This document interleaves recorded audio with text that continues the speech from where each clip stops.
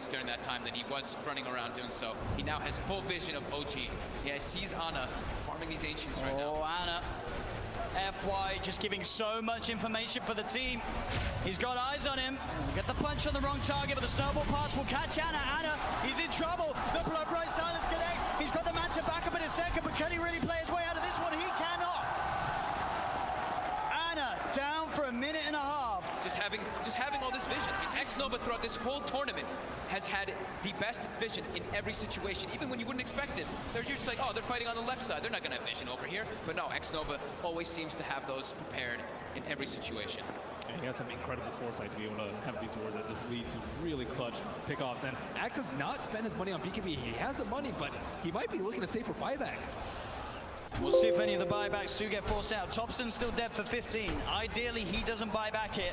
They may have to buy back on Ana. He's gone for 50 seconds. The split coming out from Chalice. He's ready to push in, look for the stun on No-Tail to hold back the Chen. As the mid-racks are exposed, PSG LGD, 40 minutes in, able to open into the base and clean out this mid lane of racks. Still Ana holding on to that buyback. And they're going to keep going here. They really want to force this PL to come back here. Stun onto Thompson. He will blink dodge it. But another tier 3 tower falling incredibly fast. They really don't want to use it. Seb jumps in, gets the call onto FY. There's the buyback. The Cataclysm isn't enough to do anything. It isn't. PSG LGD still fighting strong. Thompson getting focused by Somnus. Seb taken down by Arme.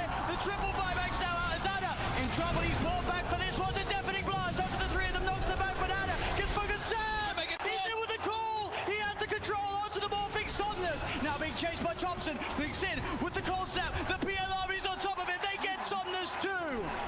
As OG, they have to expend 3 buybacks, but they hold on to the top rack. Somnus now down for 2 minutes. No buyback available on this Bloodseeker. Yeah, he's 400 gold short of it. It's up in about 8 seconds. OG, they have to make so much happen here. They have to push out all their lanes. 2 of the side lanes are already gone, but I think trying to get some kills here, like on FY here, would be very ideal. I mean, look how close the Brew is at 25. I mean, So close. With that primal split cooldown. Oh, Thompson, he sees it FY. He's used the snowball, he turns with the combo FY with the self-fuels, but OG, they've surrounded him. Seb jumps in with the call, the blade mail, FY's gone. Instant buyback from FY. Still that scary, scary time for LGD. 75 seconds without Somnus.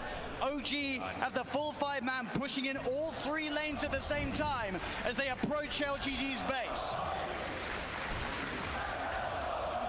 I don't even know if I give a head for this team fight. I mean, LGD are the goal, but no blood take up to 60 seconds. This could be disastrous. He's got a full BKB on Seb as well. Chalice really wants to hit level 25 before he pops that primal split. So close. Just got to be careful, Seb. Looking for that blink initiation. Chalice is stepping back. They give him the tome. He needed like 5 experience, and they gave him the tome just to make sure that he gets it anyway. Just playing as safe as possible here. Looks like OG don't feel that the window is big enough for them to push in whilst this Bloodseeker's still dead. They'll back away. They can't count. They bought back 3 heroes. They weren't able to get any T3s, and there's no Roshan up yet. Big Daddy No-Tail's praying for a Roche right now so they can get that refresher, but it's not going to be out. And maybe we'll dodge a bullet.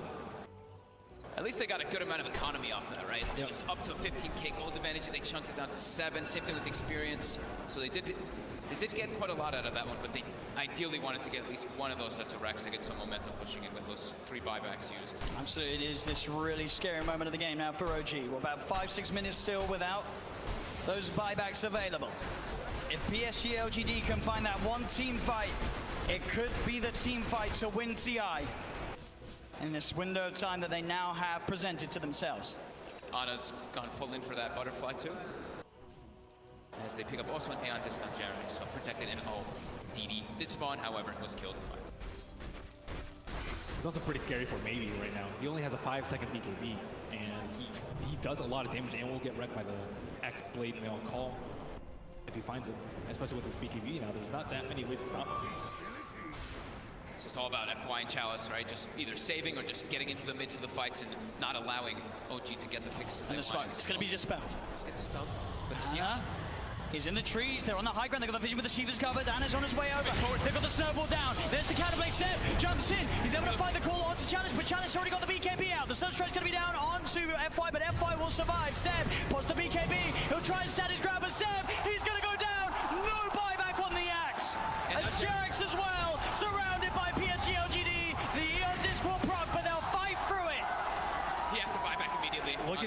dragged by these Force Spirits. On the bottom row, they have no creeps in the mid lane. Sienna still holding onto that buyback on JerAx. But as Ben said, the creeps aren't here. It's backdoor. And they breached through it. It's not looking like it right now. Maybe everyone hitting the same one. That creep cutting isn't enough to hold OG in the game. You see No Tails already running to just, he doesn't care. He's going to throw his life for this. He needs to just keep these creeps out of the base to keep that back door up. He doesn't care if he dies. Which he certainly will as they get upon him. They find his life. 1 minute now without No Tail and without Seb. Topson, Ana, and JerAx. The only 3 heroes that can offer their defense during this final minute, this final stand. JerAx is really trying to hold on to his buyback. As Chalice split, of course, up once again. They're finishing off this second set of racks. He's got the Cyclone holding Ana up in the skies. As this Rax on the top lane will fall, the melee Rax gone. PSG LGD playing this carefully. As they'll go down towards the bottom as well. Arme, doppelgangers, he's losing a fair bit of mana as the PL. Still able to shift back into that Morphling if needs be. As OG, they will lose that top Rax, but they won't lose the game. PSG LGD are playing it safe. They know how close they are to victory, and they will not throw it away. And they know that the Roche is probably respawning pretty soon, and it actually is up, so that is that refresher shard. They already have pretty much infinite primal splits up anyway, but they feel very confident here. They weren't able to de-ward that ward in the mid lane, so it looks like they are going for a Roche fake out. So Ana is on top of X-Nova. The Ghost Step's going to get a set. He's in. The call, the EMP, the counter, but FY is in. He's able to get the save off in time to keep this man alive. But he's got it up. Chalice is down. Buyback from X-Nova and Chalice. FY with the Invis. Somnus looking to get involved. Pods the BKB to get over the ice roll. They get on top of Seb. Seb's in trouble. Seb's gone. The axe down once again for 90 seconds. As now FY giving them the vision, but they see him. Got the doppelganger to jump away from the snowball. The snowball over to Topson. The self-fuels. FY trying to buy time for the rest of LGD to come in. Again, up into the air. Arme straight on top of No Tail. FY will fall. Arme looking towards No Tail. No Tail pops the hand of God, but No Tail beat it down by Arme and Somnus. Chalice gets the primal split off as Ana. He's been left behind in Topson. He's got to do something incredible in terms of the combo. Can he find the angle? JerAx coming in, keeping Ana alive. Ana with the doppelganger. The Deafening Blast comes out onto the 2 of the Ana. Trying to go in, looking for the kill. Can he find it in time onto X-Nova? He's on top of him, trying to beat him down. Ana again with the doppelganger, now retreating back towards the base. As X-Nova will survive. JerAx back in, the combo. Meatball down onto Chalice, but Chalice is so tanky. Boss the Shiva's gone. He's on top of JerAx. JerAx is gone. Ana as well. Can he really fight back against the Somnus? And X-Nova is so low. As the buyback for JerAx comes in, he's healing Ana back up. That buyback could set them up for the kill on X-Nova. The cold snap down onto the charger. They find him. Arme, he's out of mana. He's starting to shift into the strength, but he's surrounded. OG, can they find the ball? They can. OG are still in the game. Arme buys back immediately. But now it's PSG LGD's turn to be without 2 of their supports. Seb's going to be back up in 8 seconds. Oh my god, that buyback from JerAx onto that shrine, being able to save Ana, but Ana also toying with him with that doppel. He sent the illusion. They thought that was the real one. They actually couldn't finish him off, even though they got the thirst vision of him for a second. With the level 25 talent on the doppelganger, it's really hard to kill him. Seb, yeah, he's looking straight for the play. Can he find Somnus? He's hunting Somnus. He's there, Seb. He'll see him. Oh! Doesn't get the call though, and now Seb. He'll be ruptured. They're looking at him, but Ana, he's straight in on top of Somnus. Somnus puts the BKB. Ana again with the doppelganger. They see Cataclysm coming out. And Somnus still alive. Ana will be able to force him away. They've got the hex. They've got the control. They're on top of him. Can they kill him in time? They can. Chalice got for 2 minutes. And Seb, he's finding, looking for Arme. Big Daddy No Tail gets the penitence out. Only onto the illusion though. Arme able to waveform up to the high ground.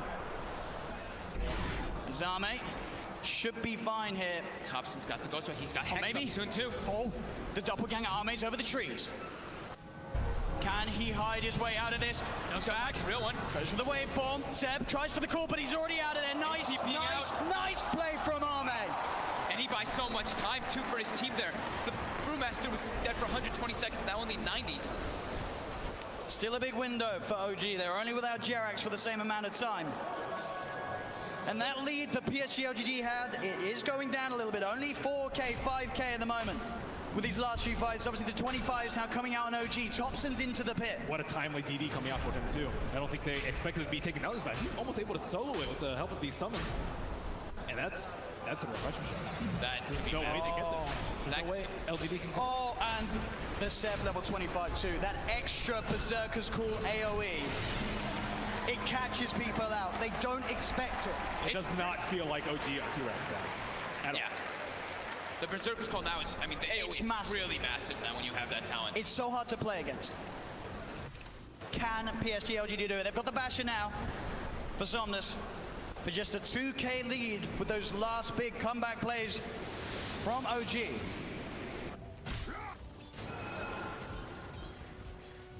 Still 30 seconds without Chalice. Double Hex coming out now. Thompson and these 5-second BKBs. Yeah, I mean, they were crushing with their BKBs. Being spotted out. Got the vision. They're on top of it. Thompson, he's in trouble. The Nullify comes out, but he got the Ghost Walk off as well as the Hex in time. Now, Somnus turns out, the blood runs down. Thompson! He's dead for 100. Has got the buyback available. PSG LGD will certainly look to force it out of him. FY just what a shadow blade. It just, yeah, as soon as they split up, he finds the perfect opportunity there on Thompson. You got to be careful going out on the map when FY's alive. There's every chance in the world that he's going to be watching you from the trees. And at this point, I think for Ame, it's actually going to be very worth it for him to actually just try and burn all the mana from the Phantom Lancer so he can't doppelganger all the time. That's causing huge issues in the team fights. And I see that Chalice is using his Dispel Magic every single cooldown on these Phantom Lancer illusions, but there's still way too many that are causing havoc in this team. It's too constant. Like that doppel cooldown being 3 seconds just allows him to always be able to play around a little bit around the brew. They don't really have like this crazy AoE when you look at LGD's lineup to just clear out those illusions. It's really a lot based off them just trickling them down slowly with like the Shivas and the Radiants and knowing exactly which one it is. Yep, he doesn't have the crit talent, but now he does have crit from that Bloodthorn coming out.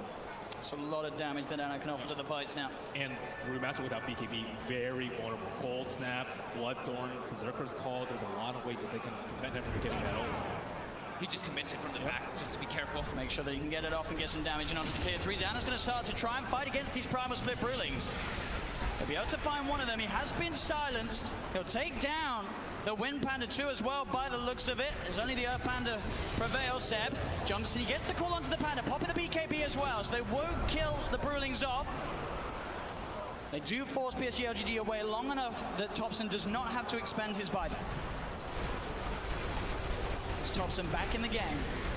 But then they're utilizing the PL very well too by replicating him and sending illusions to get some extra damage on the tower. It's just one Rax left that's holding LGD away from Mega Creeps. And they're straight out. They're ready with the aggressive play, OG. Thompson, can he find a catch? He's close to having vision onto X-Nova. Should be able to find X-Nova. He is stalking him. He got sights of him for a second. He was a bit far away though. Oh, the tornado. It's got him. Thompson drops the combo down upon him. The stun comes out though. Oh, the counterplay. Jax is there though with the heal, the tether. Keeping Thompson alive with the Abyssal Blade down. Candace here, the hand of God comes through. Thompson still alive, but Chalice gets the Primal Split out. He's been stunned. Thompson, the cheese, he's fine. Thompson, he goes down. They get the kill onto the Evoker. No tail. Being chased by Arme. The bash is coming through, but the Blade Mail was already out from Seb. He tries to get the call off. The bash of the Cataclysm isn't enough to find the kills. Anna leading forward. The Bloodthorn onto FY. Gets the kill onto FY. FY bites back straight away. Anna looking towards Somnus again. The doppelganger. Arme on top of Thompson. Thompson being saved by Jax. Jax with the tether. Arme turns into General General. There's the call. Seb, he catches Arme. Arme dead for 2 minutes. The Hex. They've got Somnus as well. Oh, gee. Double kill for Seb. The clutch buybacks coming into play. Nobody has a buyback available right now. As OG stand with 5 alive on the map, 100 seconds without the Morphling. This doppel talent is just destroying LGD. They have no way to actually find Ana. Like Ben said, the Brewmaster's constantly using the Dispel, but it's so hard to find the real PL amongst all these illusions in all this chaos of the fights with tornadoes and chaos meters and everything falling all over the place. And look at this. The tier 3 tower falling. Anna frontlining it all. What's he scared of? The Blood Bride will come out. Chalice with the Shiva's Guard trying to initiate. Banana, he's poking, prodding, beating down, and on the side, Thompson jumps in. Chalice gets in with the beat, with the call. Seb, he's got the disability challenge to them. The damage they got on top of the Chalice. He's into the snowball. FY buying time for him, but now he's vulnerable. He's gets taxed. He gets Bloodthorn. Chalice plays back. Straight back into the game. Anna trying to find his attention onto X-Nova. Chalice leading forward. The Tornado going to be off the market. Only catches out the Bloodseeker, but Seb, he's looking for the follow-up. Jumps in, gets the call. The BKB was out in time. The Bananas on top of it. Now it's Seb's got the blade by FY. Okay. With the snowball again. Thompson, Jarax focusing the rags. Thompson gets the Hex up onto X-Nova. Seb healed up by Jarax. Anna still full health at the moment as the Brewlings are pushed back to the base. OG get the bottom melee racks. As still 30 seconds to play without the Morphling in the game. They move towards the mid lane.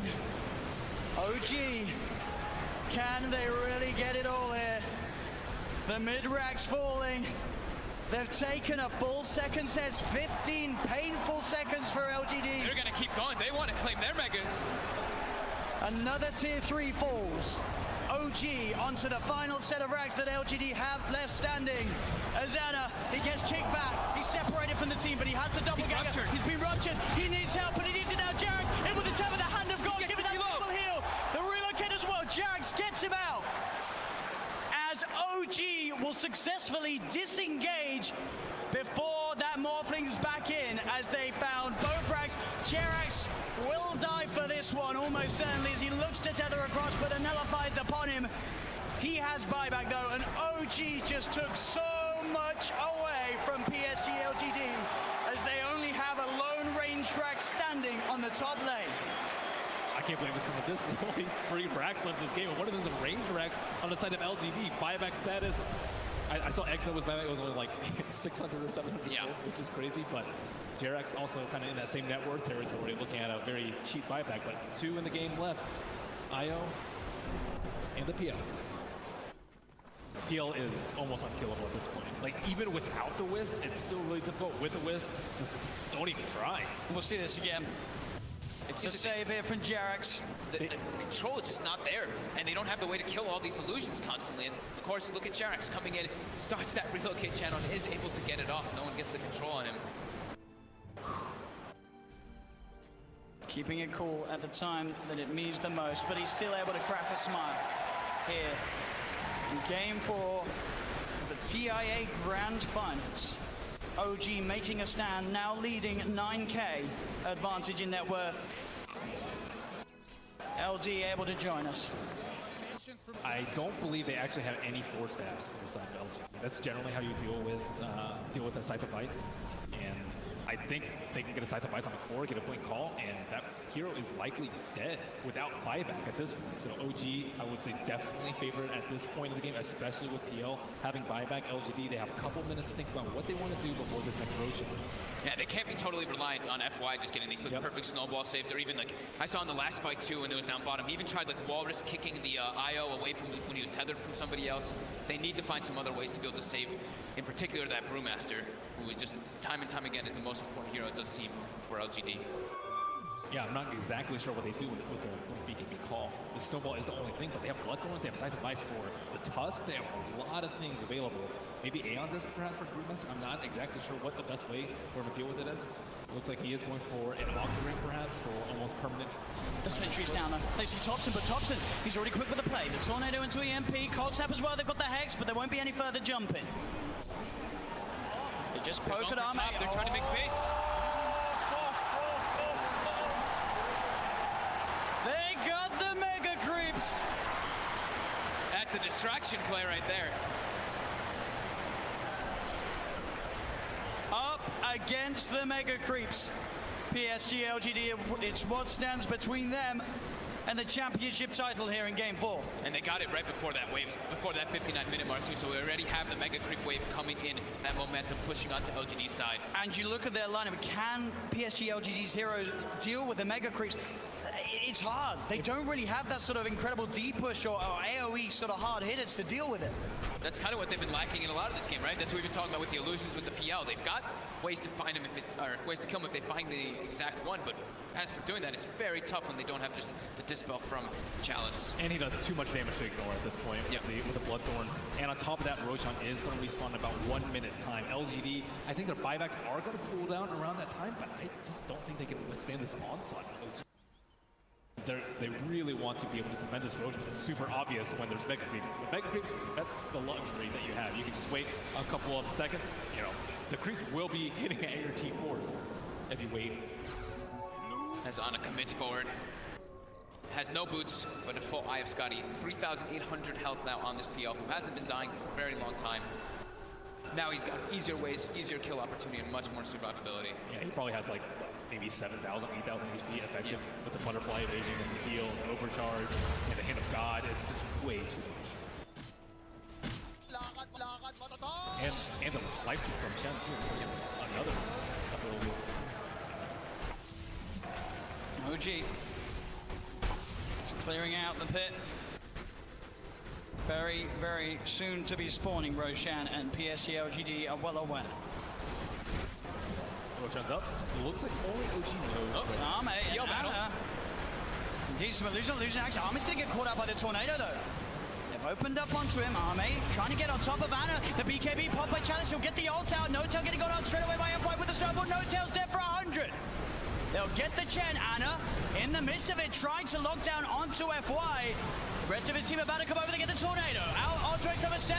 Looking for the cool control onto Ame. Has he got it? Ame getting stood up by the call step, but he's able to wait for him up the high ground. Thompson blinks in. He gets the hex up at F5 with the snowball save. They get the bash out. Sonos will be able to find the IO, but they're fully low OGD. That's Sonos dead for 2 minutes. They get Thompson. Thompson dead for 2 minutes. Only Ana. Ana, can he do it here? Is it half out save?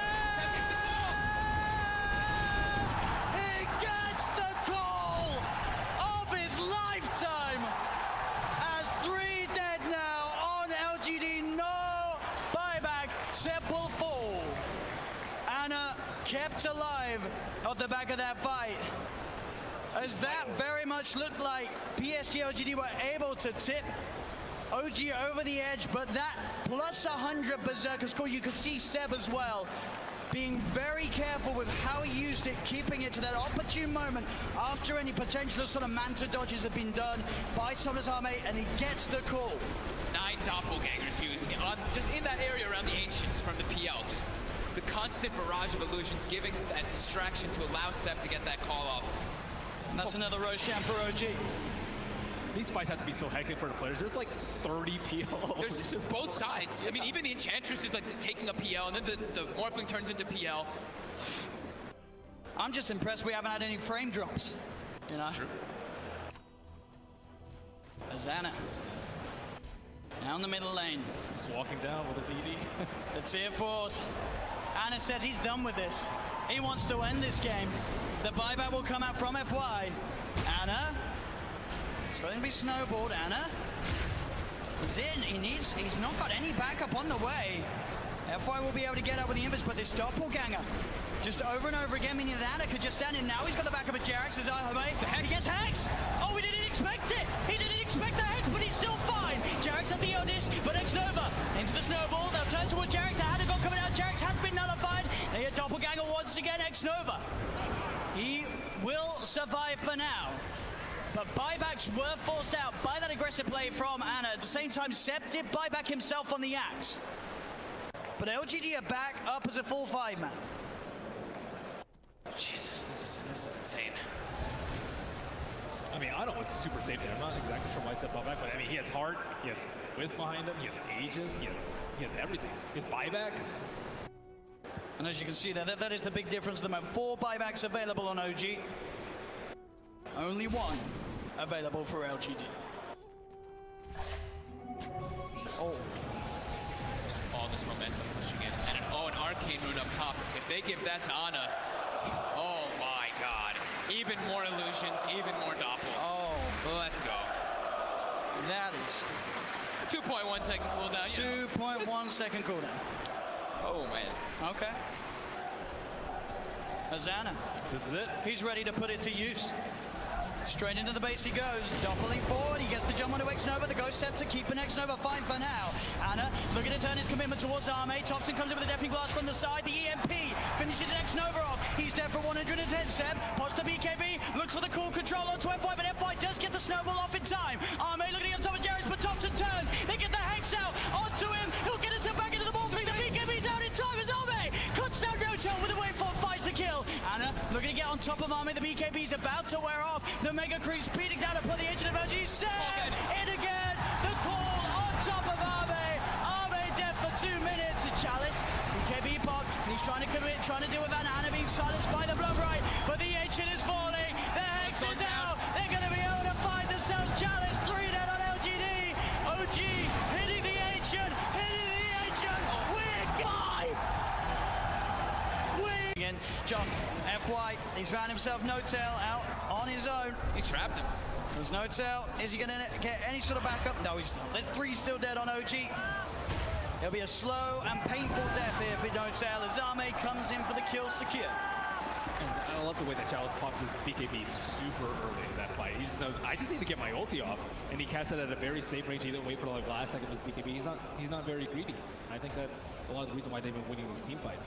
Seb has been struggling, still about 1,000 gold away from his BKB. Yeah, this Brewmaster is a display of perfection, really. It's the highest level in the game with his Bloodseekers. And doing a ton of damage in the fight. It's one of the most damage in the game as an offlaner. Now has full Shiva, so even more ways. He's pretty much itemized entirely just to be like, Ana, I'm ruining your game. I've got Radiance, I've got Shivas. You're going to struggle so much in these fights as Phantom Lancer. Eric's did his best to keep Ana alive, and but Ana wasn't able to do damage because he was ruptured. He wasn't that low on HP, but still can't run around. Seb. Oh, I'm just coming in this here. Got to be careful who shows up top. Indeed, Jerax is going out on his own. He doesn't expect Arme to have this invis route. As Arme will show himself, Jerax goes across, but Somnus is there. Somnus is not messing around rupturing. No mercy. They're feeling very confident now at this point, getting these very advantageous team fights as well as getting kills on the split push too. Thompson though, we'll find X-Nova. Seb, and as well, between the two of them, they'll take down the support edge. FY's going to come in though. He hasn't got anyone else with him at the moment. It is just FY, so just playing around with Seb. He has no help around at all, and he's still just making Seb's life miserable. He is toying with him. He's just making him not be able to come back. Look, they're already starting to rotate this Brewmaster and Bloodseeker too, and FY, he's ready to look for Seb. Seb's got to get out. Oh, Seb. As indeed FY, the patience keeping that control on Seb, buying time for Chalice to come in. Anna is going to look towards the Tusk. Chalice is now there, does have Primal Split available if he wants to look to take this fight. Somnus coming in as well. As Anna, Seb look to hide in the trees. Can they get out of it? Anna's got a TP available. He's into the trees, he's going to show himself in the lane though. They're going to continue to head over. They are going to see Seb make it out in time. They don't have a stun. Anna, can he get out as well? He can. OG will avoid that rotation from PSG LGD. FY is just so obnoxious there, following Seb for over a minute, just stalking him, trying to have his team come over. So that's about, a minute without Aegis being used for LGD. They have 2 minutes left, I would say, to capitalize on this Aegis. Oh man, looks like he is level up the Pretty much back to a 50-50. PSG LGD 2-1 for the moment in this best of 5 championship title. And at this point, they are ahead here in game 4. time to gather a full army of Ancient Freaks. Right now, he just has the Ancient Black Dragon. You really want those other auras when you're at a big disadvantage in the team fights already. Yeah, it's tough though. Jerax doesn't want to be following his chant, giving him the agony. 10 seconds remaining. As Thompson, see, he does have a Lincoln Sphere picked up, and they should have the BKB finished. 5 seconds so remaining. they'll give him a little bit easier time to get those blink calls as he's been suffering to do so in the last few fights. And Somnus, full I've Scotty picked up, about to be level 25 as well. Yeah, they just need a couple more minutes on the side of OG before they're ready.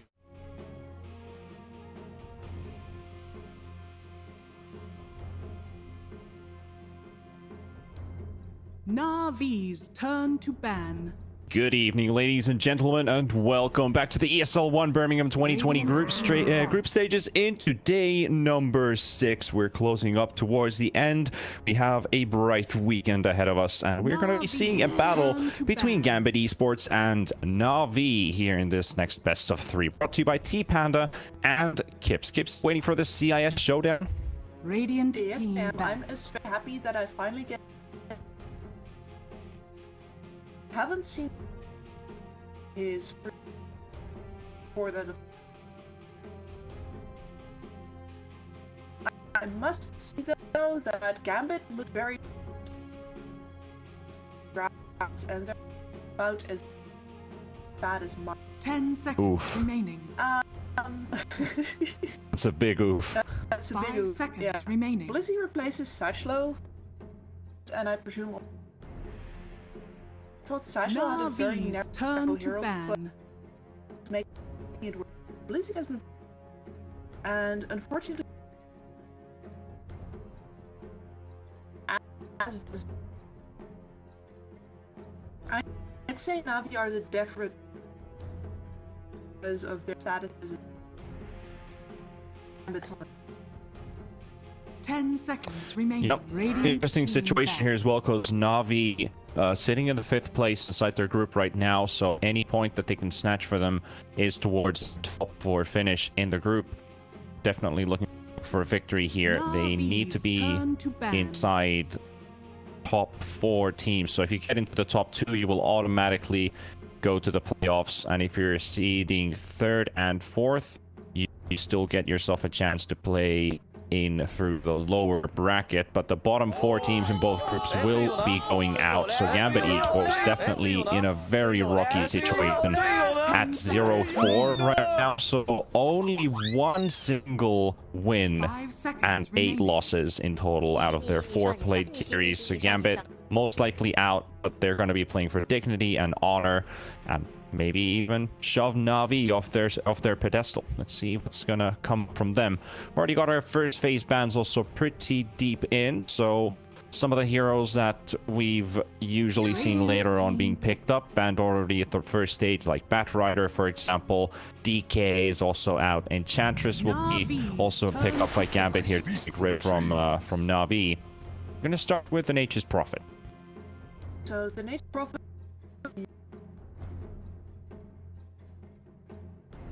But I know Blizzard's. I also know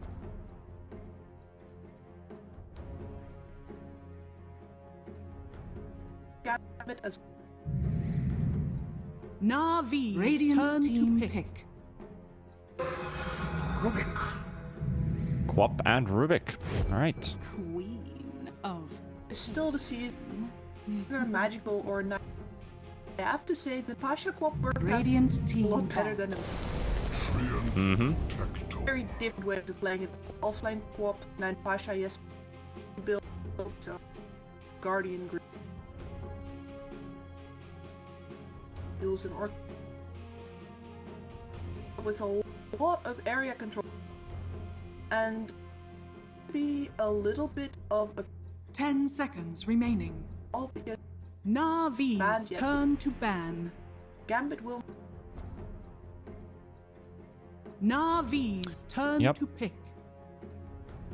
Well, at least ban the Monkey King here by Navi, so potentially waiting for that melee right clicker to come out from Navi. So something that really struggles against Monkey King in lane. They ban the Timber Saw at least. So that would have been one hero that would have struggled with the Monkey King, but they're going to pick up a support for now and leave their 2 core picks for last. So with both of these supports filled in, Grimstroke, Rubik, strong combination. Both very good harassers and enable initiation. Plus, once 10 again, seconds you have remaining. the Inkswell and Quap's Blink to enable with a really good Blink stun. 5 seconds remaining.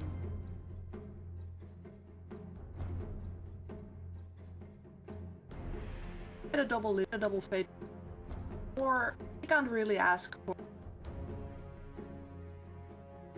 any other synergy. Usually come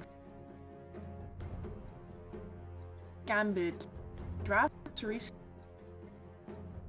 a lot of different heroes.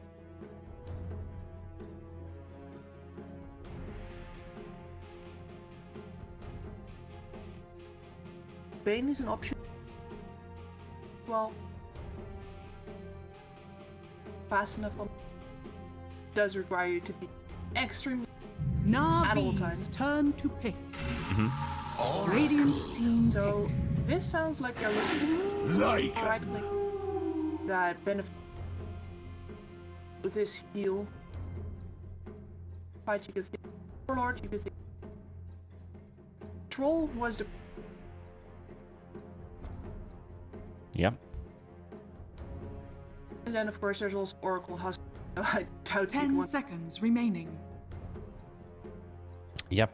You also have Oracle for the 5 Heart to seconds spell remaining. to get rid of some abilities, but Navi don't really have a heavy single target lockdown spell that Oracle would excel at, but it does mean that they will want to have like maybe a squishier hero that just requires a bit of protecting. Warlord is one. We've seen Oracle and Troll work together. Most important is that these two heroes are capable of being nearby, and when Navi have a hero like Lycan, if they have Gambit's Troll already deep inside a team fight, Oracle will try and be nearby Radiant to team pop, back. just to pop the ulti, buy the Troll some extra time to get out of there. That's the moment where Lycan's like, where's Oracle, where's Oracle, where's Oracle, and just hunt him down. So if you kill the Oracle, the Troll will be left all alone. What I'd like to see from Gambit, honestly, is Lycan can't ult 10 unless seconds the Mars remaining. ult is. If he finds you, you'll just be running around that 5 cave, seconds be remaining. able to break. And it would combo up very well with area control. General Gambit, a little bit more of that area control, fighting really hard. It would push the Nate Prophet to me, but I know GPK can pull anything off. I'm not concerned. If I was Blizzard,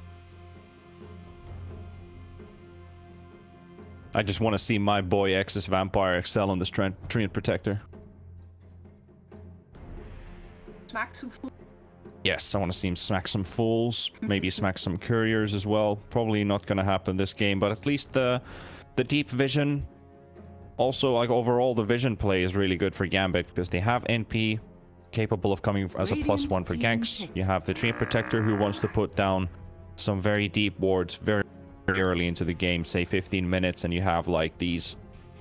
If you were playing on Dire, you would place them like next to the mid-tier 2 towers on top of the cliffs. Now that you're playing Radiant, you would probably just want to get deep wards right into the Dire jungle between the tier 2 and tier 3 of the top lane. So at the very end of the jungle, just take over that area, control that, force Navi to play with the mid and the bottom area completely, where we usually see teams playing Radiant playing top and Navi, Dire will be playing bottom.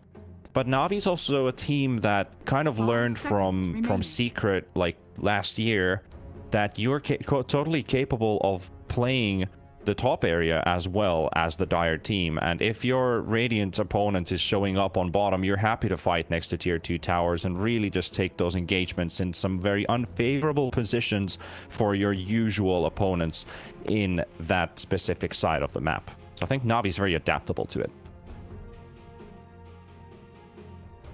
That with a board you want to keep because it enables you to get. Gambit would really need to give up your jump. Grab himself. I expect to. Agreed. Both teams have very good Roche lineups, so that could be a very good story for the game as well. That if we see these 3 minutes waiting for Roshan on both sides, teams just waiting who's going to go first, and whoever does, are they going to get contested or not? Because I think both teams really prioritize that Roshan is a big objective this game. And Void Spirit for Gambit. I have mixed feelings. Of course, Void Spirit can do pretty like that, which is go for. And it'll For me, the problem is that Void Spirit only after that his Lycan's ult. So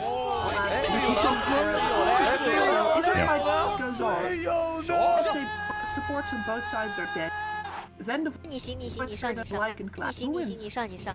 The Lycan.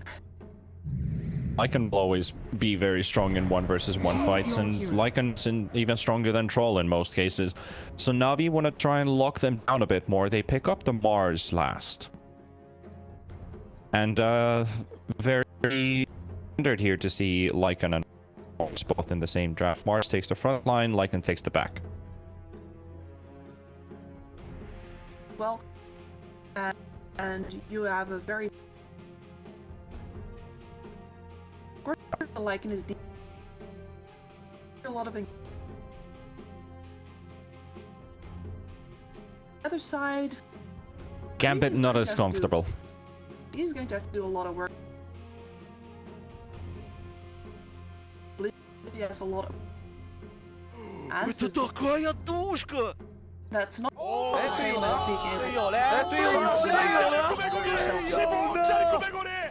See you later, nerds.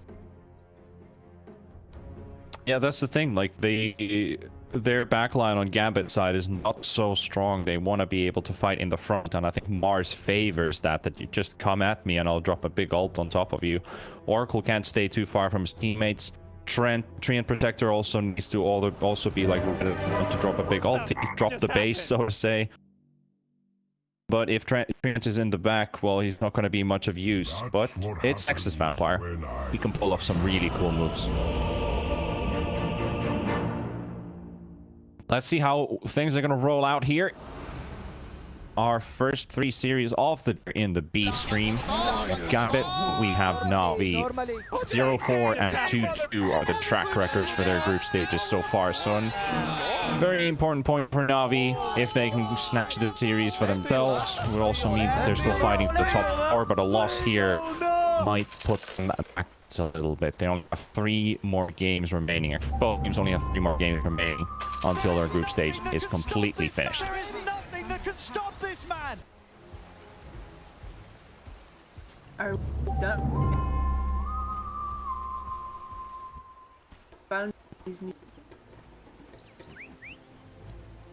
Well, And yeah, for Navi, I think that the Lycan's lane, the Nature's Prophet can match him or have deal extra damage.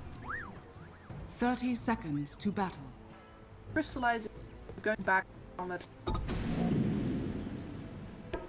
He gets a lot, might even both of his cores, other cores. Такая халява! and then we have Blizzy's Nature's Prophet. So NP overall one of those heroes is just so strong in lane. He beats almost every lane matchup in most cases, especially when played as a carry or core as, I mean, overall. So like, I think one of the only heroes that can survive against an NP would be like, I don't even know. What do you think about like PA going up against? We haven't really seen PA much. See you later, nerds. I'll see against No. Later, nerds. and Crystallize was think is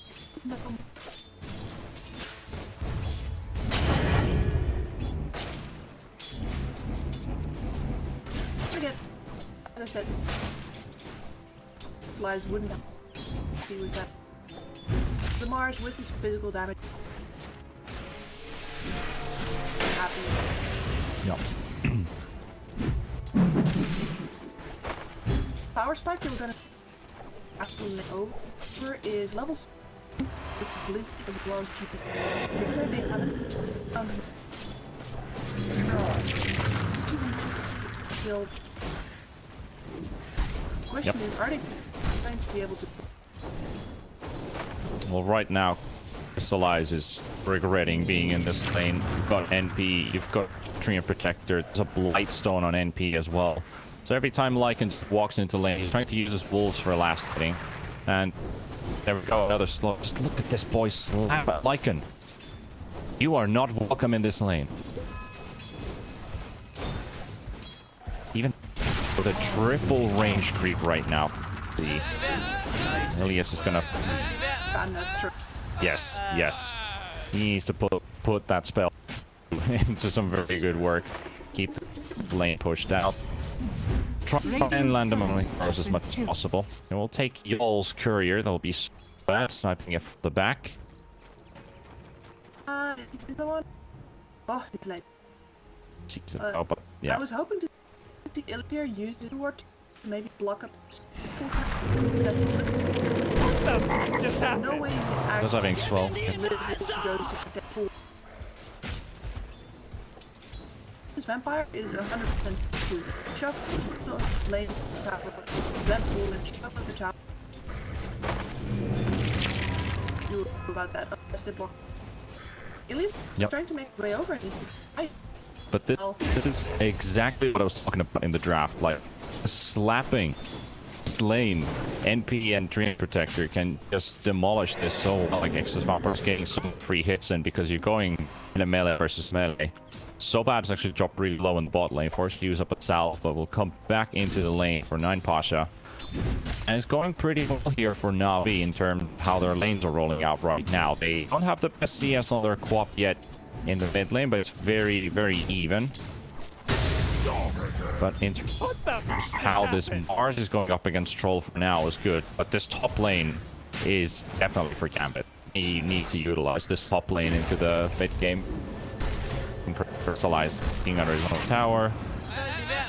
200 HP. Level 1 Feral Impulse. Can I hit you enough?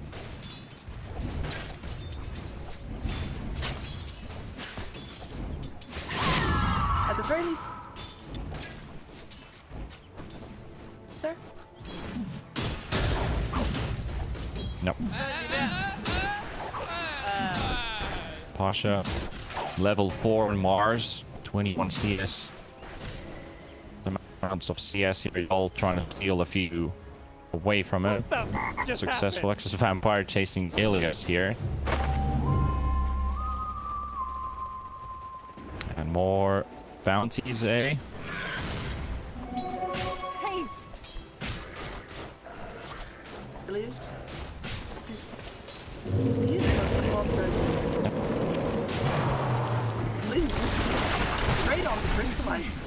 And look at that. Just, oh, Crystallize is dead. No way you're living through that. Blizzy gets first blood for GAMBIT. And this Lycan has been dumpstered back to the trash can pretty much at this point. Such a high win rate hero as well. Really strong laner, but you cannot beat the Excess Vampire, Tree Protector, and Blizzy's NP. Ilias finds a revenge kill with the Stroke of Fate.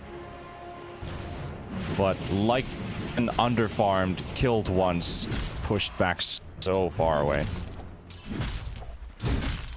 5-minute bounties coming up as well. Should be going in a pretty tight situation, but Navi might just go for 3. That should help. So bad will take 1. Ilias takes another in the top. They will keep that 1 bounty up as they're getting some harass here. Onto the Oracle, driving Yol backwards. Dream doing okay here, getting some time to be in the lane alone. But I feel like GAMBIT can just ramp up their game and really go online a lot faster than what Navi does. And we've seen, like, for example, Limp's Void Spirit, for example. I think GPK is also going to land up in a very good timing here with his itemization. So with the help of Train Protector and NP online so early, they can either relieve the pressure from Troll in the bottom lane or just start looking for straight up towers. They have the pushing power required for it. They do. Shoot for that you.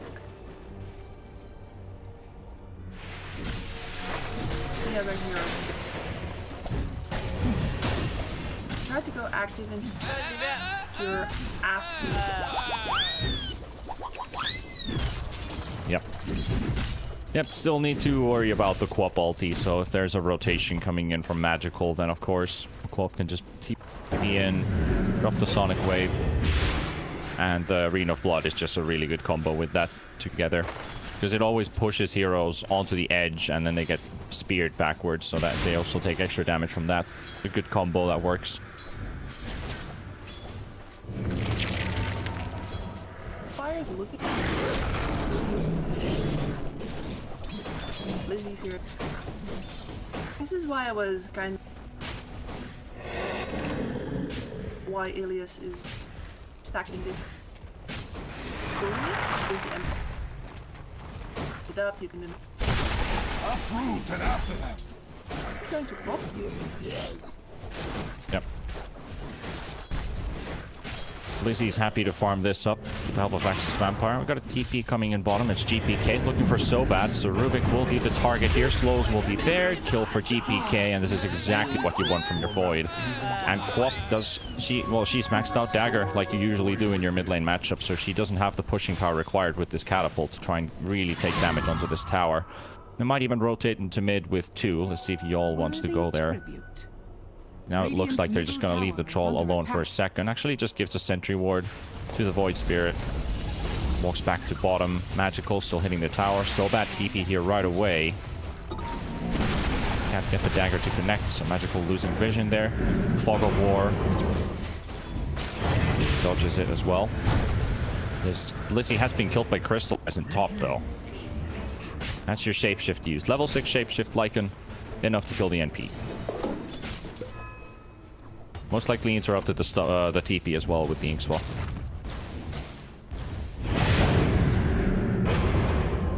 That will never get you. But then again, it also wants it to wait with the... It's not like the dagger max. Double damage. Oh, it's definitely not useless. Where's it out over TP? It's still a heavy mana cost for the Void Spirit to try and go for the dodge. And Troll in trouble in the bot lane. They have 9 Pasha using his ulti. Troll will also pop his. Does he get any roots onto 9 Pasha? No, just dishing out right clicks. Oracle root. Dream given the kill. Rubik in big trouble as well. Blissey finds a courier at the back as well. So 2 kills and a courier on top. And Mars ulti not profiting a kill for NAVI. Smart turnaround by the boys, by GAMBIT. And I do think that arena.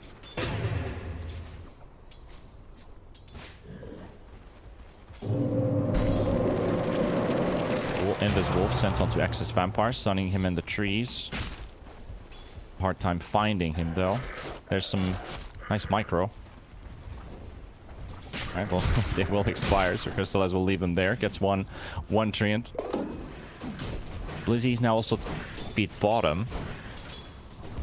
Ian's Troll is jungling for now. Blizzy keeping the pressure out on this lane. TP coming top. Looking for Ilias maybe. Can they burst him? Yes, they can. Blizzy wasn't even required to go there. He potentially could have just, dropped his ulti for the last hit. We've seen that happen a few times with... Kips, can you still hear me? Yep, and now the... I'm just contemplating learning to... Yeah. We've got a bit of a push here in mid. X Vampire now level 6. Rubik is level 4, so won't be able to steal the ult if he decides to go for it, but he won't. Magical.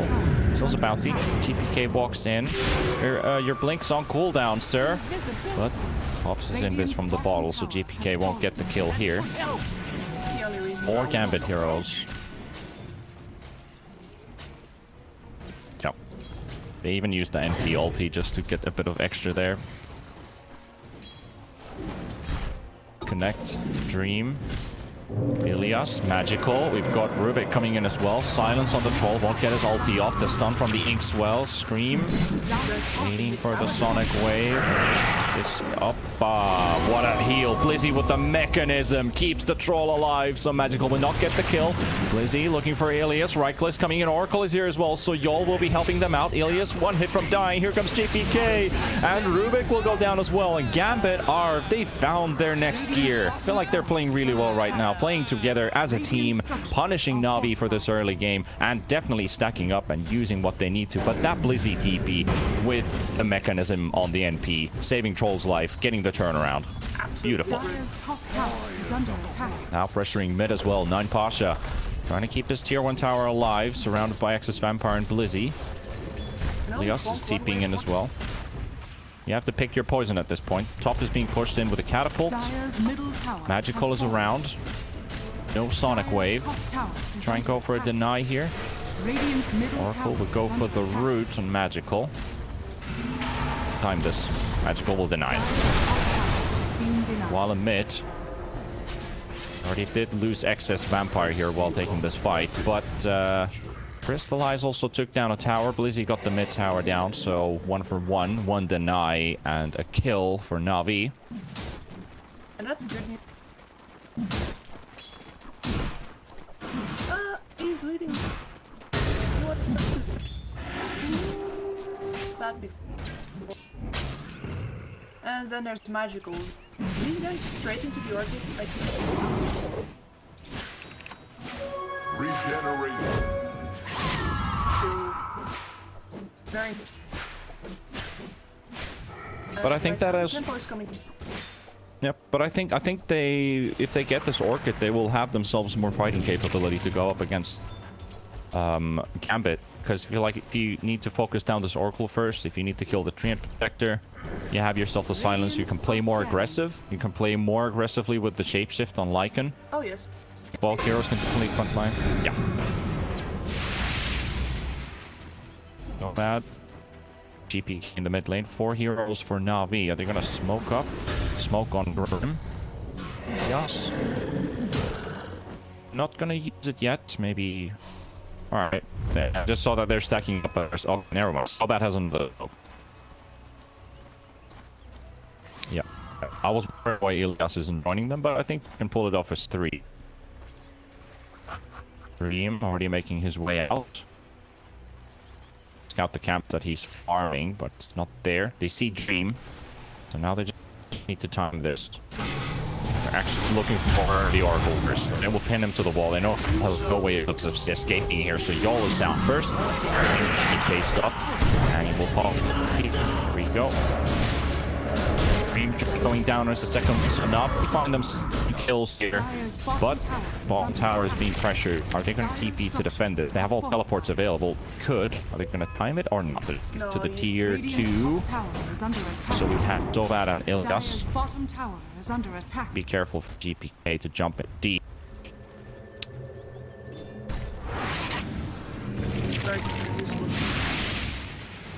Yeah.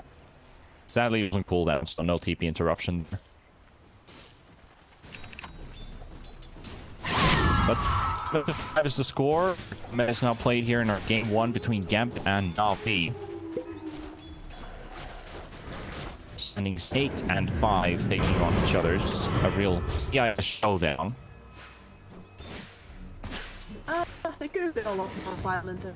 It's like it hasn't exactly. Scared. Potentially form aggressive vision. Stories haven't. War bad Visibility. but they don't have any. Dire are scanning. Yeah. Side of the map. Magical good. This is exactly now that Navi wants to play this bottom side. Gambit will try and put the pressure up. Haven't really warded anything else except Roshan. One that we talked about is an obs ward right in front of the Roshan pit. Keeping an eye open if Navi wants to try and snatch it for themselves. Gambit definitely can contest that Roshan. They make it themselves. It's going to be a big storyline here in this game once those Roshans start being contested. And now he has.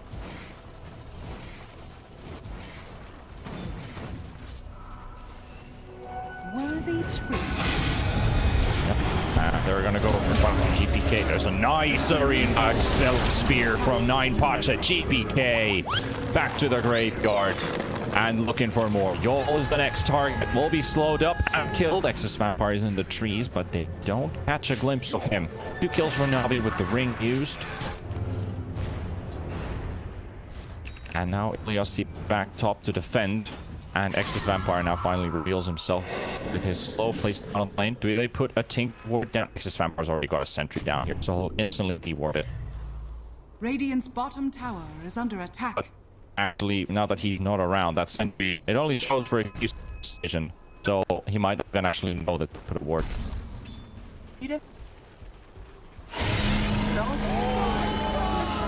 No? Dream finishes Roshan. rune as well to finish it really quickly.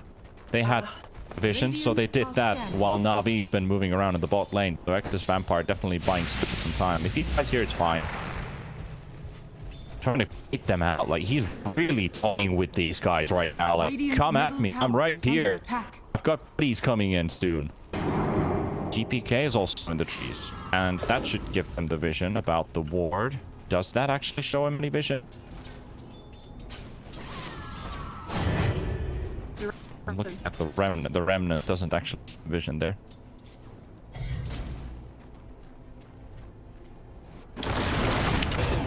Fine, so that quickly out of there.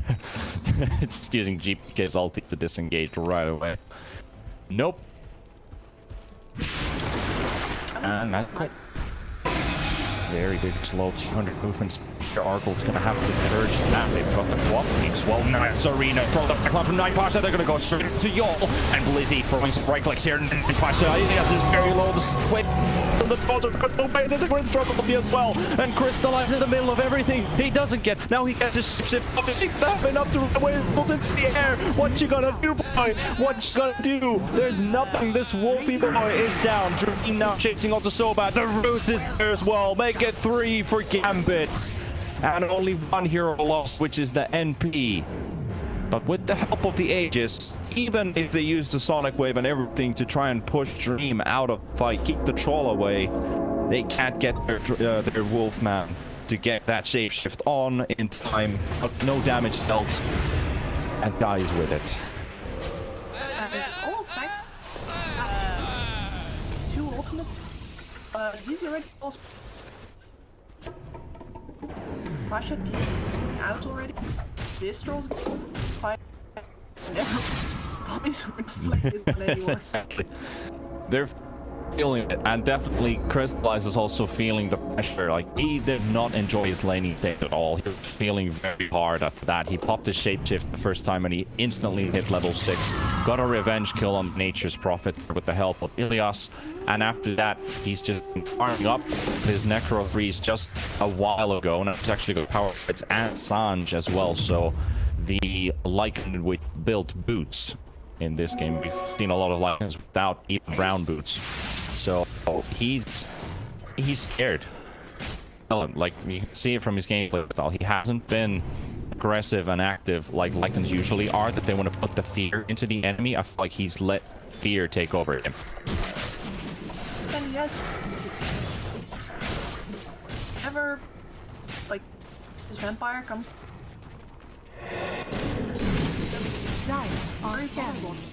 Yep. I've no idea why I put fantasy points there for a second there. It's like, why do I not have net worth shown? Oh, damn it. But it's there now. 20 minutes hit as well. You can see that Lycan is closing up on the 10k mark. Troll is also very close to 10k there as well. They're gonna find Sobat here in the river. So Rubik might end up being a casualty. GAMBIT find another pick off. They still have their Aegis up for 1.5 minutes. It is up. Yeah. You know, it doesn't really matter how fast you're fast enough. Dire's middle tower is under attack. I have the Orchid on himself with play. Is that he has my automatic MP. Yeah. Well, you can see that it's been a very tight game. Yeah. It's game in terms of gold and XP. Still no big shifts anywhere, but Troll's getting bigger. Lycan's getting bigger as well. I think that GAMBIT has done that. They know that GAMBIT has warded up and they've tried to make them out anyway. Now Navi has actually vision that one. Yep, the man hesitant to go back in, you know. So this is where the gold advantage is GAMBIT. Yep. On fights, didn't do as much as the fact that GAMBIT now only have about the map to themselves. Yep. But can't.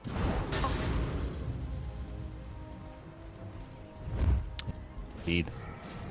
NAVI now moving towards the Radiant side of the jungle. There's an Ops Ward placed in there, but it's not going to catch anyone for now. So Crystallize Ilias 9 Pasha.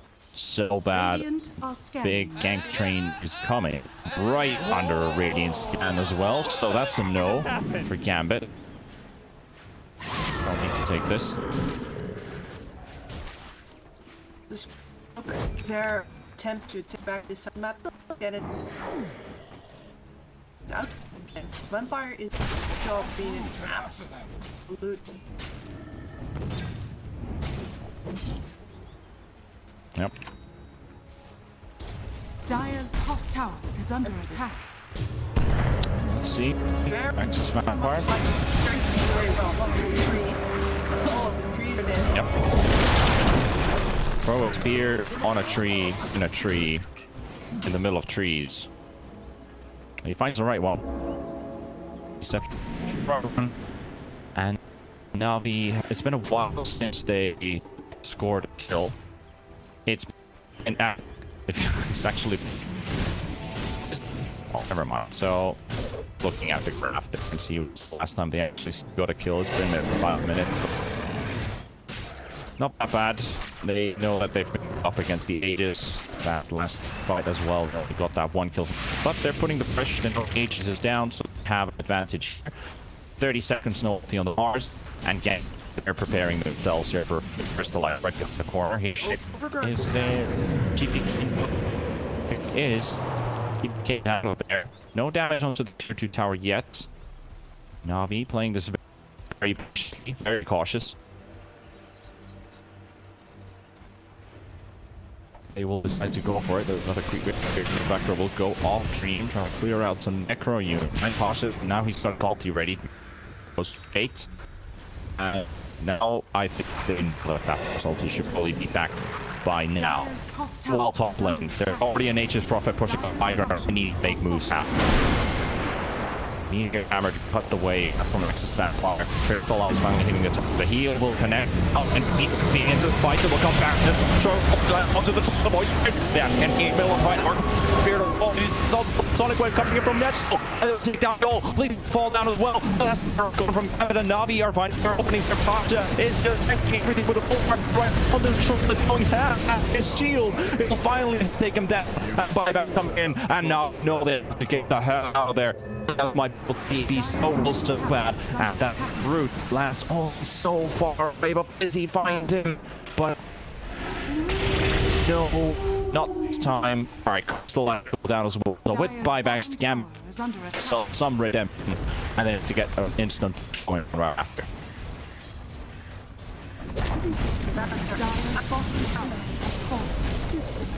That was the right play. Push off after buying back, but I think it lost there. Sit top. Yep. Next. So that goes down as well to GAMBIT finding another pick off. Roshan is up as well. That is some. Dire are scanning. Battle Fury. Yeah, I expect against the team, even if they strength protect. Roshan is already being contested by Dream and Blizzy. DK working its fit as well. Completely unknown from NAVI here, so they're like, oh, there's a protector, let's kill him. And completely forget that Roshan spawned. So this troll is definitely keeping up the momentum here for GAMBIT. 5-1 team, 256 CS as well, 3,000 gold of the like.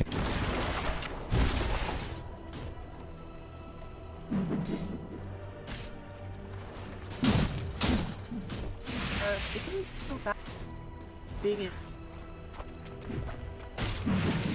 Now, Radiant's bottom tower is under attack. Yep. Stop some.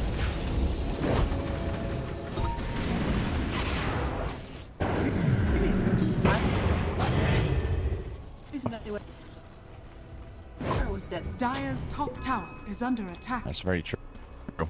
Even kills a tie, the net worth is definitely in GAMBIT's favor here. So what NAVI have to start doing is really get most out of this Lycan. He hasn't really finished anything out of that halberd, building up money towards Assault here out. So he's getting a steady flow of items, but he's not keeping up to the pace of the Troll right now, who's already in Yash Battle Fury. There's a Satanic coming up as well pretty soon. That means that once the Satanic is ready, Troll can go this is one with this Lycan and actually try and win him in that fight, because usually Lycans hit harder than the Troll, but with items, Troll becomes stronger than the Lycan, and the lifesteal is really what makes the big difference between two heroes. Now it's Vampire scouting for it. He has a look available, trying to look for a big ulti. There's a T again for Lit. Suddenly kicked away, back engaging as well alongside the lane. He gets T out. And no heroes will be caught. We get out just in time. They even use a scan as well. They still won't catch it. Ilias is just not a game that goes by without do like first like.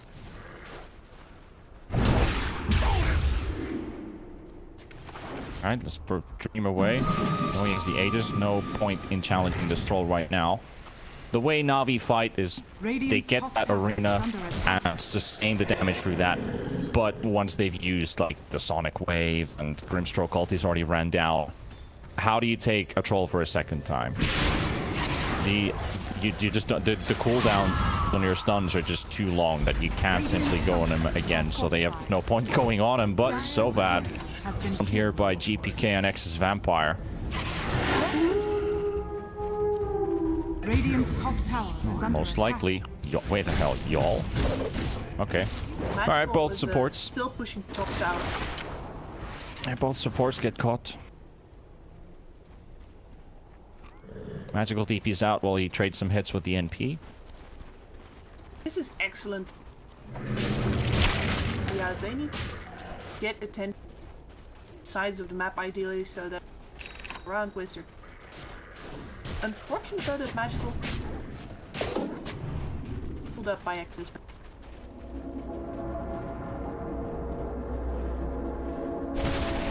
You busy. Yep.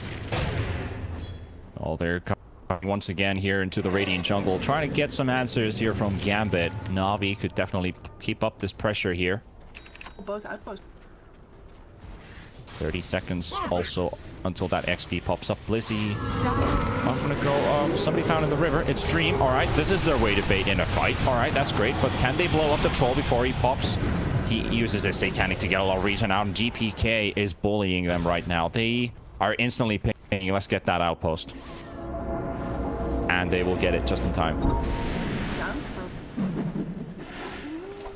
Still the Aegis to worry about, so they will not go for a round 2. Tribute. 550 XPs. Yeah, that's a lot of XP worth fighting for. Oh man, Dream just got himself an Orbit Destruction. Dire's middle tower Watch this is under whole attack. way, isn't it? Yep. And a quickening charm as well for magical. This is honest backdoor right here. Radiant's top tower is under attack. Dire's middle tower has fallen. Radiant's top tower. Who needs creeps? Crystallize. Crystallize. Be really careful here, GPK Blizzy. Oh boy. No help for you today. Crystallize down. Nexus Vampire even gives him the friendly tip. Radiant's top tower is under attack. Absolutely. Radiant structures are Magical fortified. luckily got the tower these used.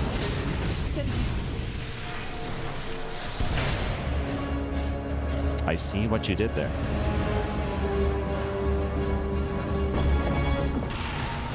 Dire's structures It's are not fortified. fun anymore if you start drawing attention with it. Arena of Blood will be dropped out. That means GAMBIT will happily go into the high ground and just destroy that tower right away. There's nothing that's stopping this crew right now. GAMBIT looking to take their second victory here in the group stages. They're definitely looking very good right now. 12,000 lead. Mid-rack's taken out from NAVI. And pressure into the bottom lane. Down with the tier 2 tower, and they can go for another set of racks. There's no Aegis, doesn't matter. Dire's bottom tower has fallen. Magical's still doing his best. Dire are scanning. Yep. Dire's bottom tower is under attack. Tier 3 tower and bottom will go down. Navi, they're going to have to try and respond to this at some point right now. And there we go. So bad. There we have the shapeshift coming in. Crystallize will charge into the fight. Meanwhile, at the backline, wait, they've already taken down Ilias. GPK, they're going to get the buyback from Ilias. And now Y'all will get blown by Magical. So he's gone from the fight. But there's one buyback. There's a Grinch Gulti connecting on the troll and the Void Spirit. They want to try and focus them down. They get the arena. They push away the troll. Can they take him down? Satanic, the regen is insane. And he will keep himself up alive for longer. There's another meteor hammer coming in from Exodus Vampire, and Gambit are just with Navi right now, going straight onto the flop as well. Yules into the air, BKB available from Magical. They're trying to fight as well. The troll, the trouble, they'll take down Dream. Magical's still trying to keep the pressure. Blissey is in trouble in the trees, and he will go down as well. Will take the team fight. They will get the fight with the buybacks. 9 Pasha. Ilias coming in with the buybacks into this fight, meaning it ends up being a 5-4 trade. Navi hold the ground. Kips, oh my god. I did not think anymore. Beautiful backline will get separated, and from that point, Warlord has to keep peace, and they're not allowing him to. Look at the graph. Look at the graph. Wanna look? Oh, and that is a slide down. That is a Hail Mary right there, going down a hill, all the way towards Navi. All the nerfs, they're getting so money off getting farm. Let's push that as well. But Navi trying to look for some objectives. They had a very poor buyback coming in there. Actually shift here in status to see that Rubik is the only one who has money for a buyback. Lycan can't afford it. They're gonna have to give up these buybacks. Just realized how dangerous that last fight was. Oh, yeah, I think I did go with Radiant's buying middle it. tower is under attack. Radiant's middle tower has fallen.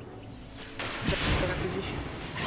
I also point out that if I can see Radiant are scanning. I have a fight like this, you got restore your on the port. That'll hit. Yep, and a BK for Mars, a gem on the Mars as well, so that's going to be a very technical to deal with. No Gambit, there's still a decent GPK, 4-man smoke. This is the point where Navi's not allowed to spread like this. They need to get back as soon as possible because Roshan is up. Gambit might try and go for it again.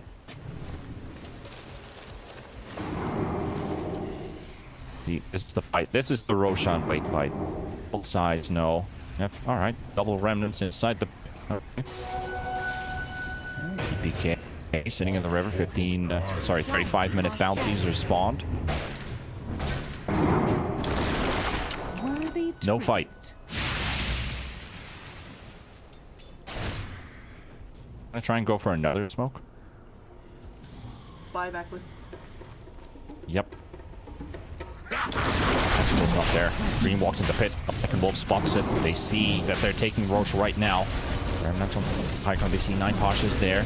Blink cancel for now. We're gonna keep the trends to clock in, but then we go Ike Inkswell. No need to go in yet. Debates moves from Gambit. Roche is halfway. Need to make some moves happen now. And who do they want to go on? They need to get that backline from Gambit. Gambit also want to destroy Navi supports first before things go grim. Mars will be held in place here. And GPK forced to go for the Yules into the air. The BKB, but in Pasha, he sees a lot of targets, but where's the arena? Still not going. He's walking out. Now he drops. GPK pinned onto the wall. Trying to take him down the route from Dream. Dealing damage to Night Pasha. There's a coming in. Trying to drop the Fear Hammer on the mud, but it's not going to connect. Navi have taken down 2 heroes, and they have 4 shadows coming in from Yol and from Exodus Vampire to the wall. Trying to this fight by himself. He's going to be with him now as well. Dream. Crystallize, no shapeshift remain. His time is run out. Leo's trying to get out well. Remnant will catch it in the backline, trying to take that. But Yol is just denying the opportunity here. He's doing the work of the gods. He's keeping his teammates alive. Navi, the dieback from the heart, and they also lose the life and the shapeshift out in time. That means GAMBIT will take Roshan. They'll take the Aegis, Cheese, and the Ags. Only reason that Blizzy Rizzy is alive. The only reason that Blizzy is alive is because of the buyback from X-Fire as well. So both of these supports really throwing every force survive there and grab that 8. Done. Ages of them for that troll, and now Navi have one hell of a job. Magical. They know that Mars is gone for 35 seconds here, so they could put up this pressure. Fire GAMBIT roster right inside of Navi's base, knocking on the door. Guns are arriving into Rome. Let's see if Navi can hold this base. They did it once. Can they do it again? 20 seconds. Mars still dead. 15 seconds for the Lycan to be up. Bottom racks taken. Very close to Megas. A huge creep wave pushing in top as well for Navi. Might be taking that tier 2 tower down, but it doesn't matter because the racks are in trouble. You pop the glyph. Dream with the DD. Rune still ticking. Backline. They find Yol. Yol is a really important killer. If they can take him down, Magical trying to blow him up. He will take him. Yol with the dieback. Ilias trying to make his way out from the fight. Magical is also really low. Same time at the top lane, they go for another fight. The troll just jumps in right away, and they will take that one. So bad coming with the buyback. The BK being knocked by the Mars as well. And nine punch is trying to fight against Dream. GPK and Dream trying to get out of the ring. It finally runs out. Magical in the backline takes down Excess Vampire. Blink onto the high ground. Blizzy TP's away, so he wants to get out. GAMBIT cannot penetrate this base. They tried, they gave it an attempt, and they are now only 2 here remaining. One of them TP'd home. That's the NP. He's going to come back in just a little bit. That means that Navi, they can't really chase them. They can't take them down. It definitely make them pay a price for this. That's from was just a little bit too eager. The troll was already here at top when his backline was around the mid lane, and they Magical. That's honestly, that's just swappiness. There's no reason to split your team up that far if all you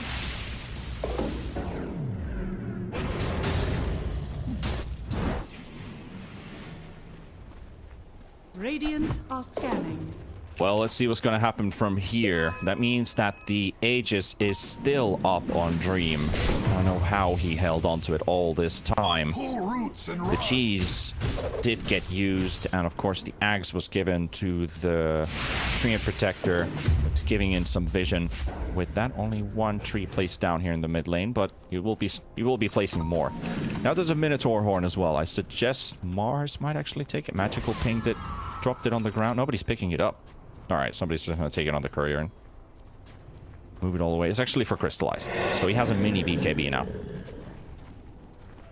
But why is Mars not holding on to any neutral item? Craggy coat in his backpack. There we go.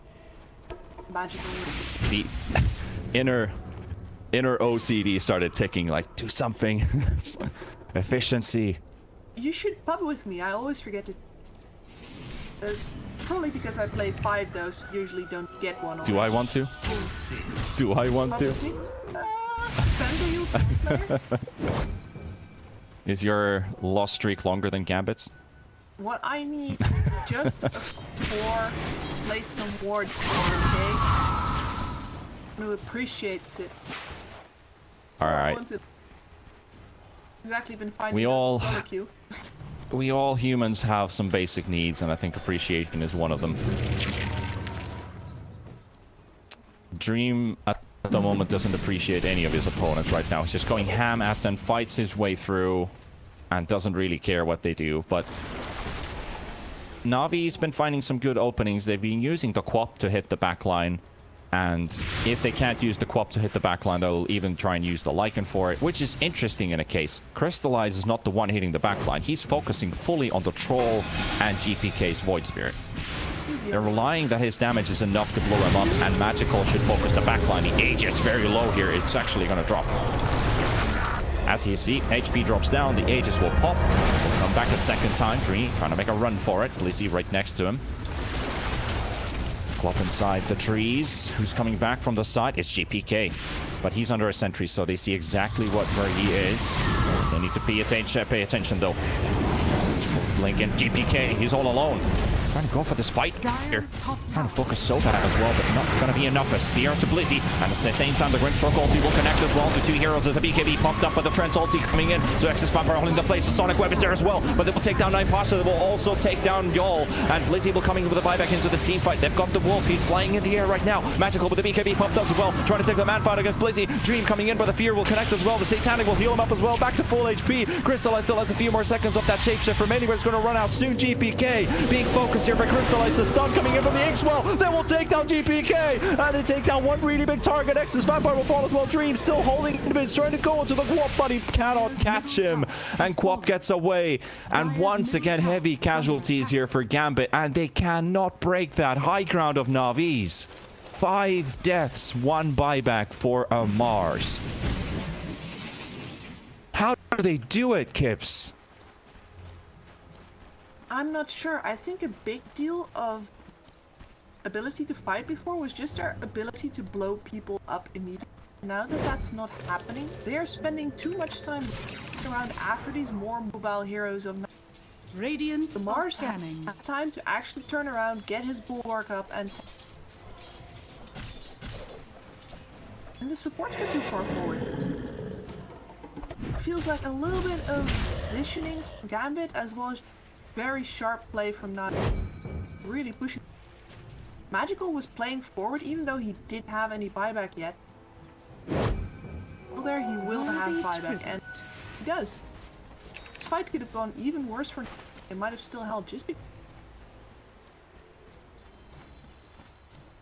Very tedious moments. 43 minutes played in this game, and it's still game 1 of this best of 3 series between GAMBIT and NAVI.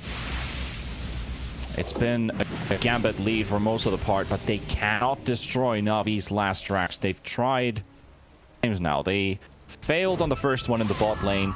They succeeded on the second, but made it pay a price. Now they've tried this top lane to no avail. The same situation once again. Navi are holding on. They have a double gem. Ilias and Quap both have a gem on themselves. You might want to talk about.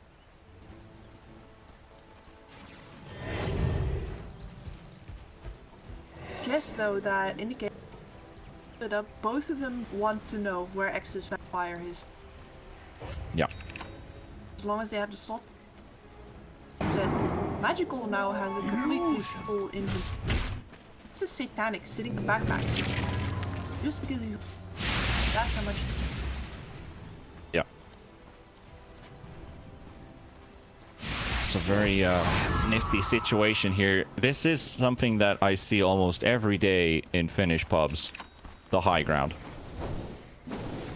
The worst mental objective you can possibly have is happening for GAMBIT right now. They cannot close in this game.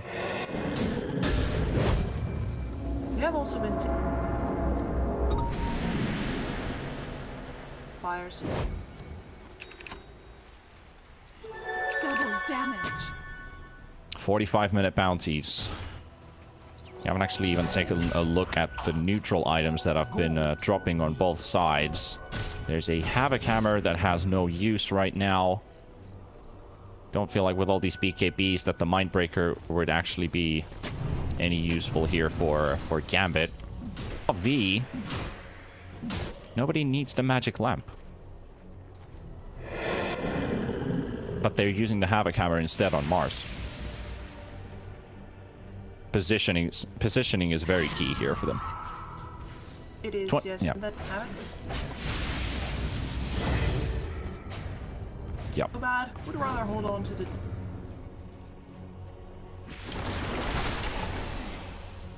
Yep. I would like to see. Yep. But there's a BKB up on the Troll now, so that could really make a difference in the world here for GAMBIT.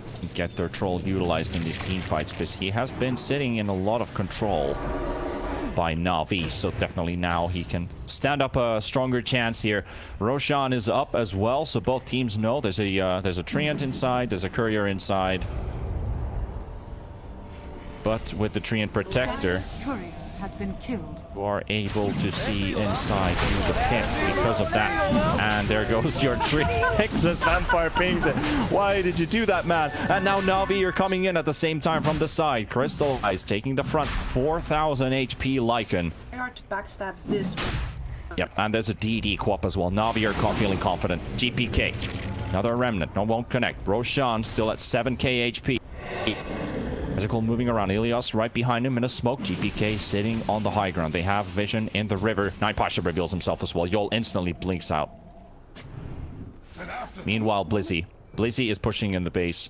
Navi are being forced to pick between two poisons once again. This is not the first time they're in this situation. They realize they need to defend it, so Magical would go out, and at the same time, Dream, he's already come straight to the Roche pit. They're going to take this fight right now without the Quap. He's coming back as soon as he can. The BKB's popped them both, and Dream will take it. He will take the Aegis for the team. He will take all the items for themselves, and Navi will not engage now, but the shapeset that be used, the Grimstroke ulti, will connect onto two. They're trying to go into the troll on the GPK Void Spirit as well. Excess Vampire drops in on ulti. 4 men held in place, and they know that the BKBs ran out, so they're out of there. They took everything. And now Navi have to hold the line for a while this like an old.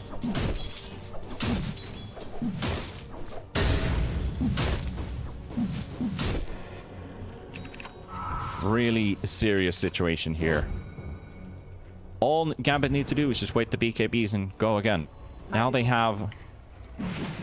Void Spirit has a refresher shard, so he can refresh his ultis right away. He's going to be super mobile this fight. There's the BKB on the troll. There's a cheese in Void Spirit's backpack as well that he can put right after he's used the shard. And the Aegis on the troll as well. These two heroes can make a huge dent, but Excess Vampire with the Aghanims from the previous Roshan, so the Axe Blessing, they can not only just put around vision everywhere and make their game very hard and miserable. Oh no. Both scans have been used and they won't find GPK in the trees. Blizzy finds Crystallize though. He's going in. He's going to go ham for this one. And they're trying to go out. Navi will disengage for now, holding on the right side. Gambit coming in from the left. Hiding inside the tree line and heading straight towards that top lane. So here might just be the trick that Gambit need. I don't know how I'm gonna react if Gambit cannot win this fight. They have such a big advantage over Navi right now with all the items, with the BKBs, the Roshan items that they've picked up. But Crystallize has a quelling blade. Expect the quelling. It's just I love how with all these high tier items he also has a quelling blade just because he absolutely TZ. Yeah, he doesn't want to let those sprouts. After seeing that river with 4 people sitting in the sprout, that probably changed his mind a lot. Like, hey, let's just get a casual quelling blade. There's one on Rubik as well. Lycan has one. So you have double quellings on your team. That's good to have. But Gambit are still around the base. Blizzy can always TP in if that's the scenario. XPs are hitting some very high levels here. 27 on the troll and the Quap. 25s are kicking in as well on both. Cooldown.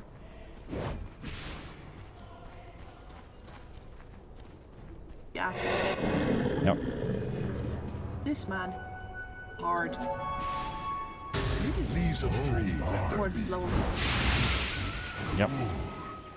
The seeds The buybacks are also sliding back for players as well. Some people still can't afford theirs. Like Lycan, for example, still needs a lot of money to be able to afford it. Net worths are also hitting some big numbers here. 34,000 already on the troll. Lycan also really farmed up. What a game one, Kips. You know, I have experience of very long Gambit games. And they're gonna find GPK and a BKB used. Alright, so that's down to 6 seconds now. They kill off GPK, not able to escape. He didn't use his refresher shard though, thankfully. But yeah, one game I remember casting Gambit versus... I don't even actually remember what team they were playing up against, but that was like, you know the tournament.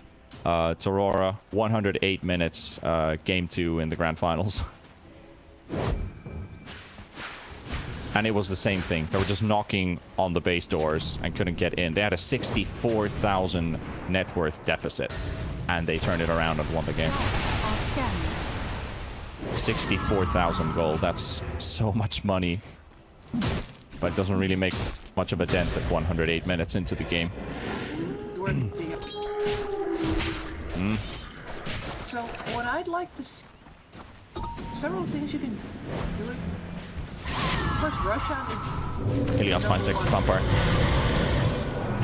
Vision onto the high ground. Magical right next to him, but no, just didn't get the... Magical didn't actually use his fear to try and move X Vampire out of the tree line to get a bit of a glimpse there, but nope. Too fast, too furious.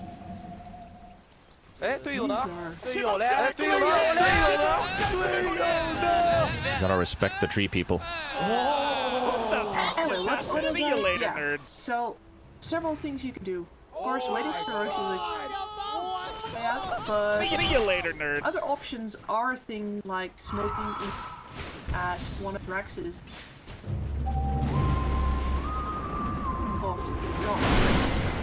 Yep. But then again, another option is to let one of the lanes go out and will be behind. Grab a pick up that way. Void infusion. Right now, if we would try that, Navi would definitely.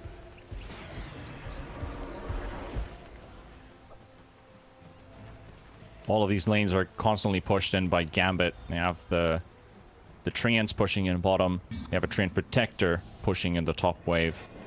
And they're just gonna wait for him to show up, but he's nowhere around. Smoke coming in from GAMBIT might catch Navi off guard. Crystallize trying to get out. They're pinging. Gonna make their way out. Dream's not gonna be able to catch anyone. Same thing with Exis Vampire. Does have a blink, but too far away. And now a counter smoke coming in from Navi. They don't know about it. No vision, but they have a really good position here in the high ground, so they might just get caught here. So bad finds the Treant Protector in the high ground. Magical finding Yol. Yol is the big target. They will take down the Oracle. He's down right away, and Exis Vampire is all alone here, so that's another support kill going in the way of Navi. Double kill for 9 Pasha on the Mars. Blizzy teleports out as well, so no further casualties will be given. Now, hopefully, if you're not vision, maybe inch. But where at least you get that moment of rest, you can get to see what's going on there. Yep. Division now. All the buybacks are up on every player right now, so everyone's farmed them up. Take a little glimpse at if there's any new items to see. Void and Troll and Lycan definitely already have their full builds, but look at the Blizzy. Hasn't upgraded his mechanism yet to anything. He could potentially get Guardian Greaves. If that's the case, he could open up a slot in his inventory as well. So get rid of the power treads, get the GGs instead. One thing, Treant still has room for a lot of items. All the supports has trouble. And Lizzie TP out, no Look at dashes. how tanky he is. Slappity slap, but nope. This man has 54 armor. He was tanking a block with a rape. That looked like it. How did I miss the rapier quad? I don't know. I told you she was going to have it, and she had it. All right. How long has she had it? Like 10 minutes. Oh god. All right. Well, that could be a big reason why Magical's been so active with those right clicks. I haven't really been looking that much at items. I've been looking at what these players are trying to do and think, what is the answer for GAMBIT here? How do they push this? Do they decide to go for their own rapier on the Troll at some point? But Bob definitely a really good carrier for it. Now Roshan, maximum timer, almost 2.5 minutes. That is very unfortunate for Navi. They can't go for it, but Dream will reveal himself in the top lane, so Dream in trouble, has no way of escaping here. He does have the BKB to TP out. Silver Edge right in the hands of Sobat. Oh no, that feels so painful. He's gonna be found. A Vessel Blade in the face. They're gonna go for the 5 PG. PK going straight up. The quap gets blown up. The rapier is on the deck. They're trying to find it on the ground. They're just clicking it. It's still there. The troll will take it. And NAVI have lost their rapier. GAMBIT are finding their opening. Ilias is coming in as well. They will take a third for Dream. And the troll, with the help of DPK, I was like, oh man, this is looking bad. But nope. GAMBIT just turned it around right away. Oh my god. Blow up instead of engaging onto him and then kiting him like before, and that's not how they've been winning fights. They've been kiting him. He is, I know you want him, but he's the worst possible target. That was too much of a touch of Midas right there, that if we kill the troll we could end the game, but nope. Turn around from GAMBIT and back to the push-in activity. Magical buying back. Yol has bought back. Ilias has bought back. When GPK down magical. Oh, look at that troll. Its range rack's gone. Speared onto the wall though. Troll being controlled for a little bit longer. Has a BKB available. Needs to be careful here. Gets Yul'd up into the air. 1000 HP. Has a satanic, but he needs to turn around and get some hits or pop his ulti. But his ulti's on cooldown as well. He does get oracled by Yol. Yol trying to heal him up from the background. And NAVI cannot get their opening on troll. He will be returned back to full HP. BKB, 9 Pasha cannot catch him with the spear. They go with the Abyssal Blade straight onto the troll, but he's just dishing out hits. Satanic has been used up though. He's going for more into the backline. Magical popping his BKB as well. There's a great stroke ulti connecting as well. And NP wants to get the mega in this fight. GPK and a 4-man ulti from Excess Vampire. They're all held in place. Look at that. They're just all gone. GG is called, and GAMBIT will take game 1 in 57 minutes. With all that mayhem going on at the same time, Excess Vampire sees his opening with the BKBs running out, blinks in, and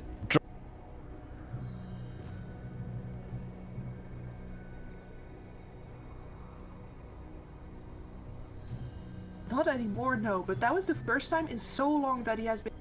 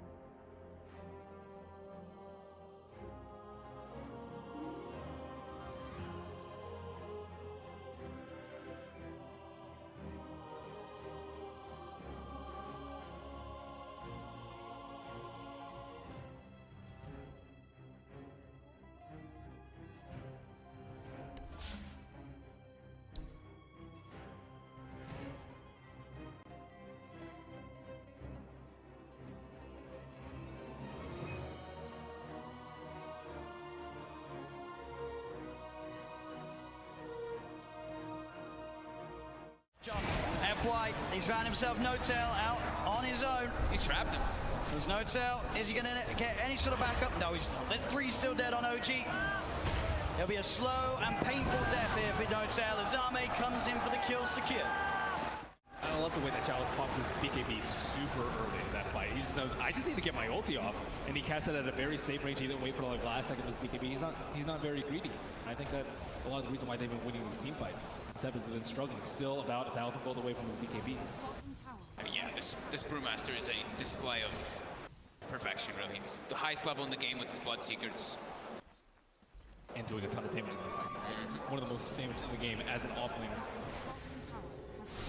Now has full Shiva, so even more ways. He's pretty much itemized entirely just to be like, Ana, I'm ruining your game. I've got Radiance, I've got Shivas. You're going to struggle so much in these fights as Phantom Lancer. Eric's did his best to keep Ana alive, and but Ana wasn't able to do damage because of his rupture. He wasn't that low on HP, but still can't run around.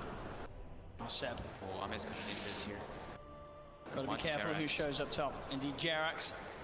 He's going out on his own. He doesn't expect Arme to have this invis rune. As Arme will show himself, Jerax goes across, but Somnus is there. Somnus is not messing without rupturing. No mercy. they're feeling very confident now at this point, getting these very advantageous team fights as well as getting kills on the split push too. Thompson though, will find X-Nova. Seb, and as well, between the two of them, they'll take down the support edge. FY's going to come in though. He hasn't got anyone else with him at the moment. It is just FY, so just playing around with Seb. He has no help around at all, and he's still just making Seb's life miserable. He's just toying with him. He's just making him not be able to come back. Look, they're already starting to rotate this Brewmaster and Bloodseeker too, and FY, he's ready to look for Seb. Seb's got to get out. Oh, Seb. As indeed FY, the patience keeping that control on Seb, buying time for Chalice to come in. Ana is going to look towards the Tusk. Chalice is now there, does have Primal Split available if he wants to look to take this fight. Somnus coming in as well. As Ana, Seb look to hide in the trees. Can they get out of it? Ana's got a TP available. He's into the trees. He's going to show himself in the lane though. They're going to continue to head over. They are going to see Seb make it out in time. They don't have a stun. Ana, can he get out as well? He can. OG will avoid that rotation from PSG LGD. FY is just so obnoxious there, following Seb for over a minute, just stalking him, trying to have his team come over. So that's about, a minute without Aegis being used for LGD. They have 2 minutes left, I would say, to capitalize on this Aegis.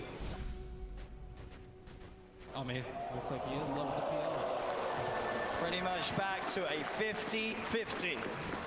PSG LGD 2-1 up at the moment in this best of 5 grand finals. 1 game needed to secure the championship title.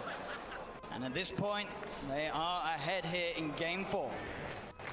No-Tail hasn't had time to gather a full army of Ancient Creeks. Right now, he just has the Ancient Black Dragon. You really want those other auras when you're at a big disadvantage in these team fights already. Yeah, it's tough though, because Jerax doesn't want to be following around his Chen, giving him the Aghanim, so. As Thompson, he does have a Lincoln Sphere picked up, and they should have the BKB finished on Seb too.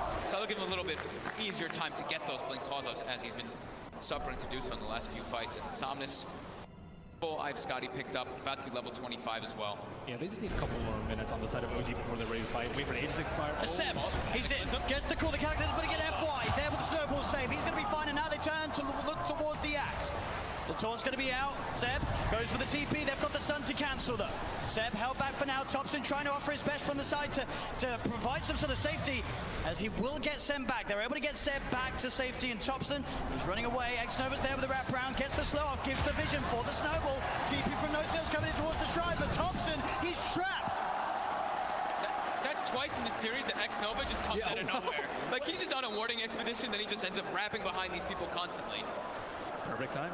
Perfect timing, and has the sense on a pretty smooth. And look at these deep wards that he's placed during that time that he was running around doing so. He now has full vision of OG. Yeah, he sees Ana farming these Ancients right now. Oh, Ana. FY just giving so much information for the team. He's got eyes on him. Get the punch on the wrong target, but the snowball pass will catch Ana. Ana, he's in trouble. The Blood Bright Silence connects. He's got the Manta back up in a second, but can he really play his way out of this one? He cannot. Ana down for a minute and a half. Just having all this vision. I mean, X-Nova throughout this whole tournament has had the best vision in every situation, even when you wouldn't expect it. You're just like, oh, they're fighting on the left side. They're not going to have vision over here. But no, X-Nova always seems to have those prepared in every situation. And he has some incredible foresight to be able to have these wars that just lead to really clutch pickoffs. And Axe has not spent his money on BKB. He has the money, but he might be looking to save for buyback. We'll see if any of the buybacks do get forced out. Thompson's still dead for 15. Ideally, he doesn't buy back it.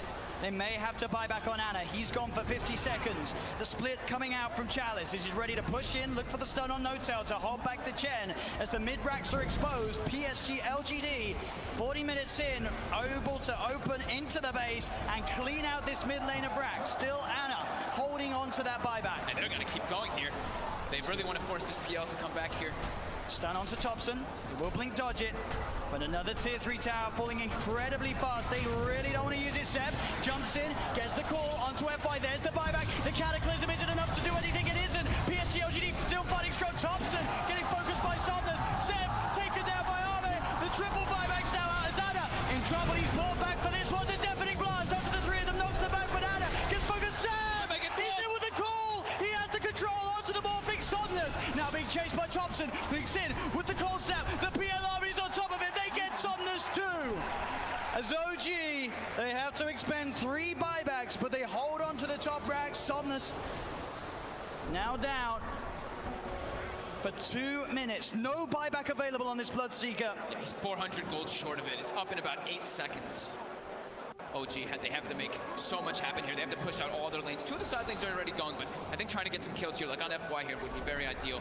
I mean, look how close to Brew is at 25. I mean, So close. With that primal split cooldown. Oh, Thompson, he sees it FY. He's used the snowball, he turns with the combo FY with the self-fuels, but OG, they've surrounded him. Seb jumps in with the call, the blade mail, FY's gone. Instant buyback from FY. Still that scary, scary time for LGD. 75 seconds without Somnus. OG have the full 5-man pushing in all 3 lanes at the same time as they approach LGD's base. I don't even know if I give a head for this team fight. I mean, LGD are big goal, but no blood take over 60 seconds. This could be disastrous. He's got a full BKB on Seb as well. Chalice really wants to hit level 25 before he pops that primal split. So close. Just got to be careful, Seb. Looking for that blink initiation. Chalice is stepping back. They give him the tome. He needed like 5 experience, and they gave him the tome just to make sure that he gets it anyway. Just playing as safe as possible here. Looks like OG don't feel that the window is big enough for them to push in whilst this Bloodseeker's still dead. They'll back away. They can't count.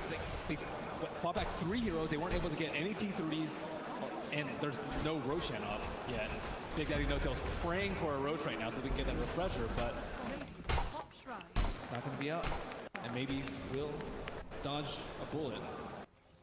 At least they got a good amount of economy off that, right? Yep. It was up to a 15k gold advantage, and they chunked it down to 7, same thing with experience. So they did get quite a lot out of that one, but they ideally wanted to get at least one of those sets of racks to get some momentum pushing in with those 3 buybacks used. Absolutely, it is this really scary moment of the game now for OG. We're about 5-6 minutes still without those buybacks available.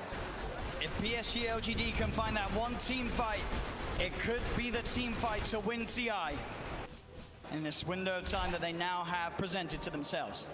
Ana's gone full in for that butterfly too. As they pick up also an Aeon disc on Jeremy, so protected and DD did spawn, however, was killed. It's also pretty scary for Maybe right now. He only has a 5-second BKB, and he does a lot of damage and will get wrecked by the X-Blade Mail call if he finds him, especially with his BKB now. There's not that many ways to stop him. It's just all about FY and Chalice, right? Just either saving or just getting into the midst of the fights and not allowing OG to get the picks. And the smoke, it's going to be dispelled. Let's get dispelled. But He's in the trees, they're on the high ground, they've got the vision with the Shiva's covered, Anna's on his way over. They've got the snowball down, there's the counterplay set, jumps in, he's able to find the call onto Chalice, but Chalice already got the BKB out. The Sunstride's going to be down onto FY, but FY will survive. Seb pots the BKB, he'll try and stand his grab, but Seb, he's going to go down, no buyback on the axe. And Jarex as well, surrounded by PSG LGD, the Eon disc will proc, but they'll fight through it. he has to buy back immediately. Look at these creep track by these Force Spirits. On the bottom room, they have no creeps in the mid lane. Sienna still holding on to that buyback on Jarex. But as Ben said, the creeps aren't here. It's backdoor. Can they breach through it? It's not looking like it right now. Maybe everyone hitting the same one. That creep cutting, is it enough to hold OG in the game? You see No Tail's already running to just, he doesn't care. He's going to throw his life for this. He needs to just keep these creeps out of the base to keep that back door up. He doesn't care if he dies. Which he certainly will. As they get upon him, they find his life. 1 minute now without No Tail and without Seb. Thompson, Anna, and Jarex.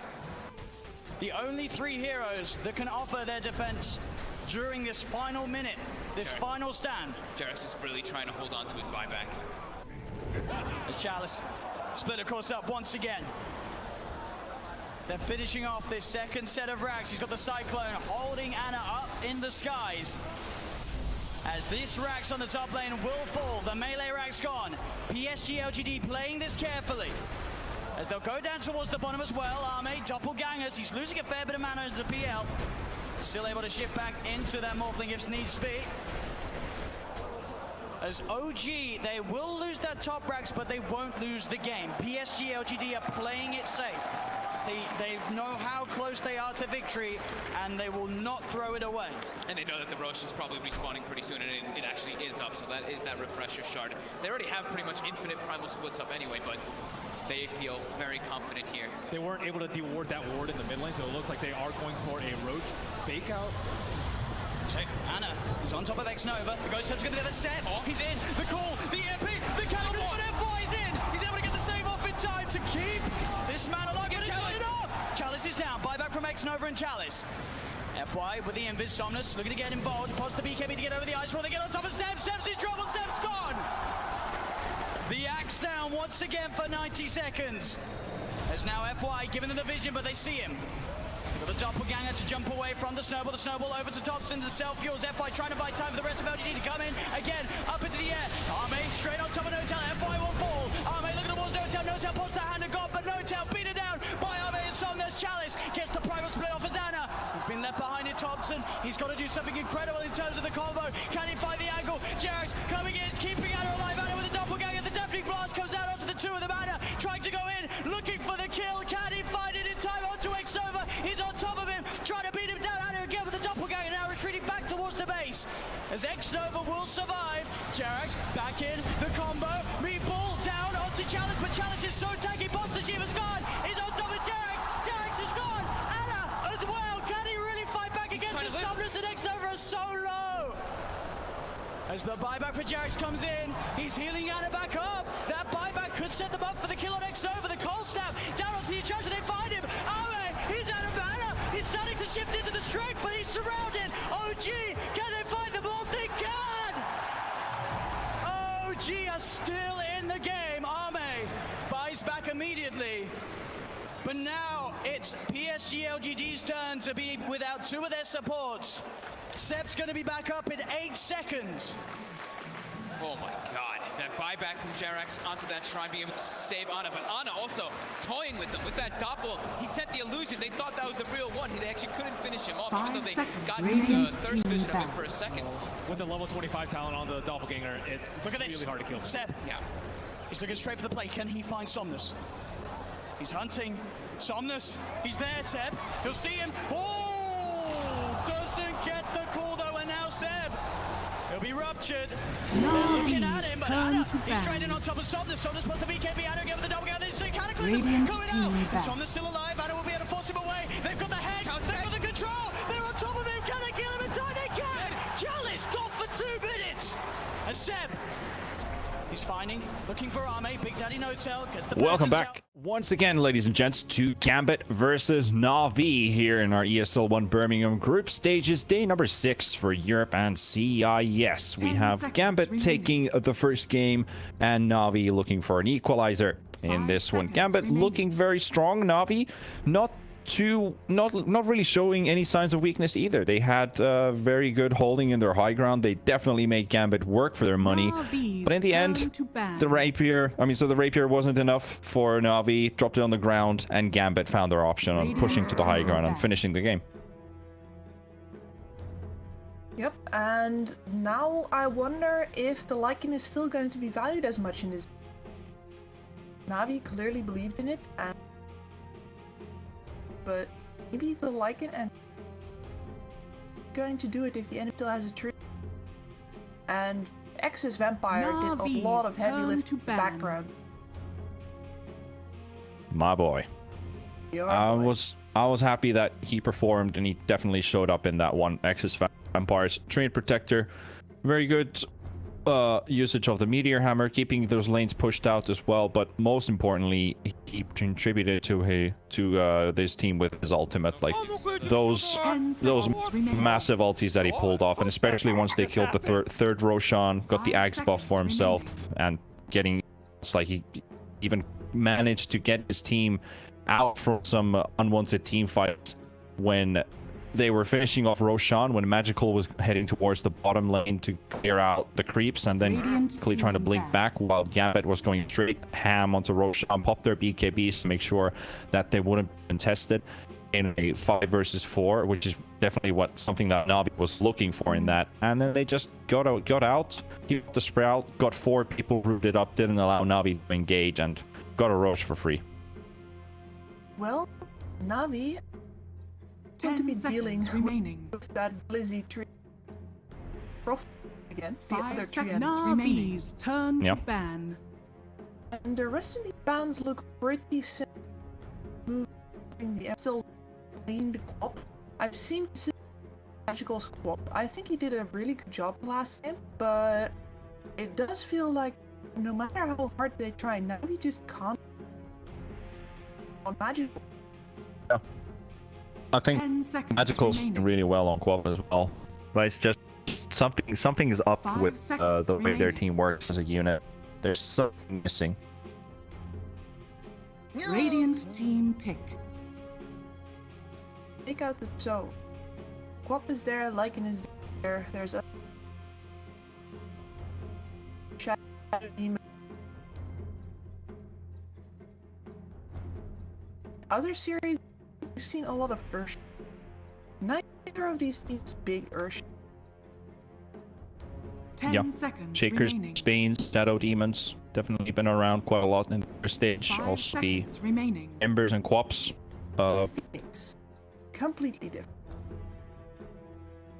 Well, there used to be a time when Phoenix and Mars would be like your go-to double pick, Navi's which Navi turn could to go pick. for if Gambit doesn't take either one. They'll continue with the Train Protector for Excess Vampire.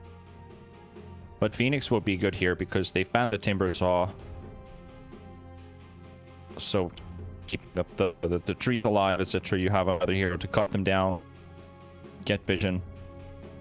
But also, Trent has really no 10 way of seconds dealing with remaining. Phoenix Egg, so that definitely could be an option to look for. 5 seconds remaining. At least though, this Triad pick does exactly the same as it does last game. Threat to that Lycan. Last game, Navi picked. I don't expect. 队友呢？队友嘞？队友呢？队友呢？队友呢？What the fuck just happened? Well, at least from our perspective, because I'm thinking they could go for it. I don't think it was too bad of a matchup, in a sense. They wasn't might just too have to bad. swap the laning stage was horrible though. It means that they'll have to cast in the laning stage, and that is very hard to do But they Gambit? have to get the counter. They have banned the tree and the Nature's Prophet though, so with that duo, they really punished the Lycan. But that's already one half of but missed. Navi's There's the turn to Phoenix. pick. Do they want to snap Mars? Yeah. Yeah, we're on the same page here. Mars could be an option. If they don't pick up Mars, they might want to focus on another Radiant hero that team pick. helps them push. Well, at least help counter push. Radiant team Very good care. Beastmaster. And Gambit just going straight hat with the Beastmaster. Alright. So the Beastmaster required you will help you not one of these heroes that specifically all of this. You usually feel fine enough with a couple of heroes, Rana or 10 seconds remaining. 5 seconds I remaining. remember seeing some real fun Beastmaster techies quite some time ago. Turn to It was ban. it led into a 15-minute victory in that team. In that game, that was some lower level tournament that I was casting quite some time ago. But it was so funny to watch. Like, yeah, you just have like the wars dealing damage, and then you have the techies jumping in with the side, and it would just be to deal with. 10 But, you know, seconds remaining. the previous Navi, the one. Yeah, definitely. Zayas could have definitely seconds brought remaining. out some techies plays, but no actual keys player for them here. Then again, PL banned by Gambit. What do Navi want to focus on here? Navi's Is their turn biggest to threat. They banned the Lycan themselves. Alright. They don't want to let the beast Lycan go through. They don't have any tools to deal with that kind of pushing strat. If they wanted to, they'd have to pick up position. It's just too much for their draft to do with. They want to do so. And the 10 easiest way, seconds remaining. not today. 5 Is seconds that remaining. I mean, Wyvern definitely would be a really good pickup there with Phoenix definitely, but it does leave a semi-squishy lane as well. And Bane is not necessarily the best with Phoenix to lane up against together, so they want to leave that Bane as a 5 and have for Phoenix. So they'll bring out the Legion Commander.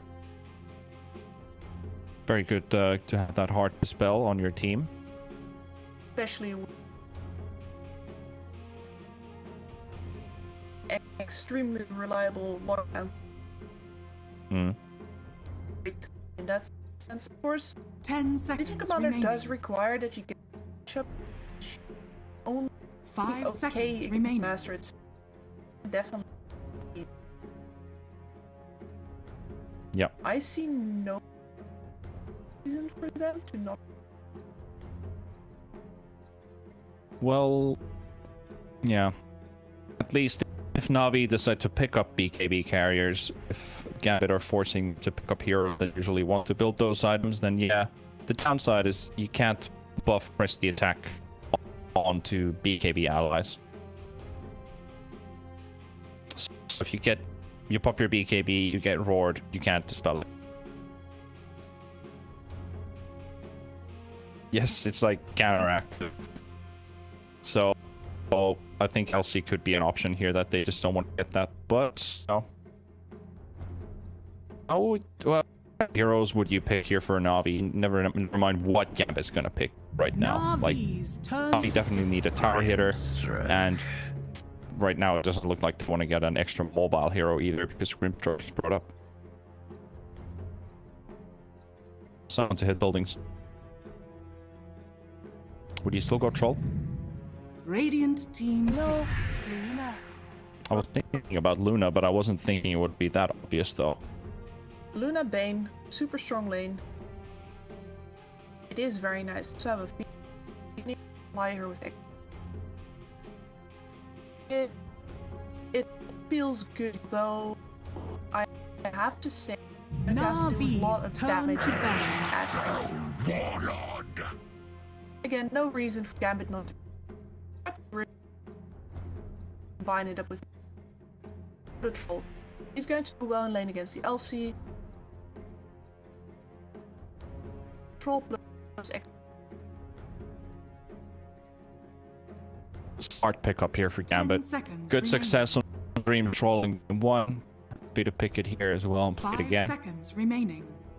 Different lane up this time for him to go up against. How about Luna going up against Beast and Treant Protector? Not Sure. lanes. I wouldn't be surprised if they bottom two is down first. Yeah, that could work. I mean, it leaves you with dive first, but at this time, might be worth it. That or a age-old way of dealing.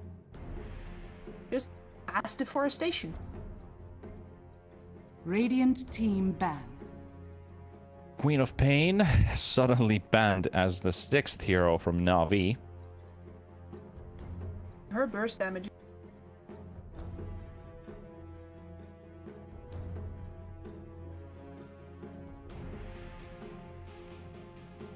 I can see why they take the one out. The Death Prophet 10 still out seconds there as an remaining. option. Gambit as a laner doesn't. 5 There's also seconds remaining. Board Spirit on the board. Well, and then of course Navi is going to. Ideally, you want to.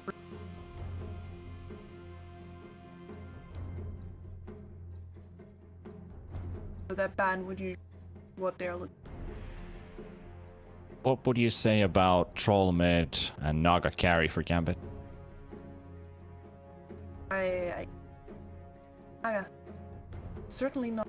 I like Naga when she's actually strong. Right now, Naga is Radiant team pick. Navi's turn to pick Lena. The tempo hero. and this is a GPK special. The only match that he won before this was with a GPK, and she's got a ton of setups here. You've got the Roar, you've got the ult from the Tractor, you've got the Grimstroke, her with 10 seconds remaining. It's. I enjoyed this 5 pickup, seconds and this is remaining. same as the Quap is going to make it very hard for this lead. Except the Lara herself, just because risks.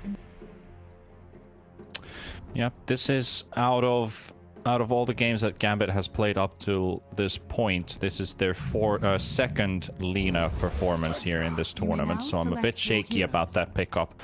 Navi will bring up Pugna. And Pugna will definitely be a big pain in the ass here for Lina to cast spells because of the board. Also makes Grimm's life a lot harder. Same for the Beast and the Trent. They also take a lot of damage from that Pugna ward, so Magical definitely with a really good hero pickup here in the end for Navi. Almost feel like even if I look at Gambit's lineup, I don't have much trust in this Lina pickup. They've only played it once in the course of this tournament. A lot of games, a lot of options to go for. But with this Pugna coming up from Navi, I think Navi are going to tie up this series. Just in terms of draft. Alright. I'm more interested in it just because I know that he can be an absolute monster.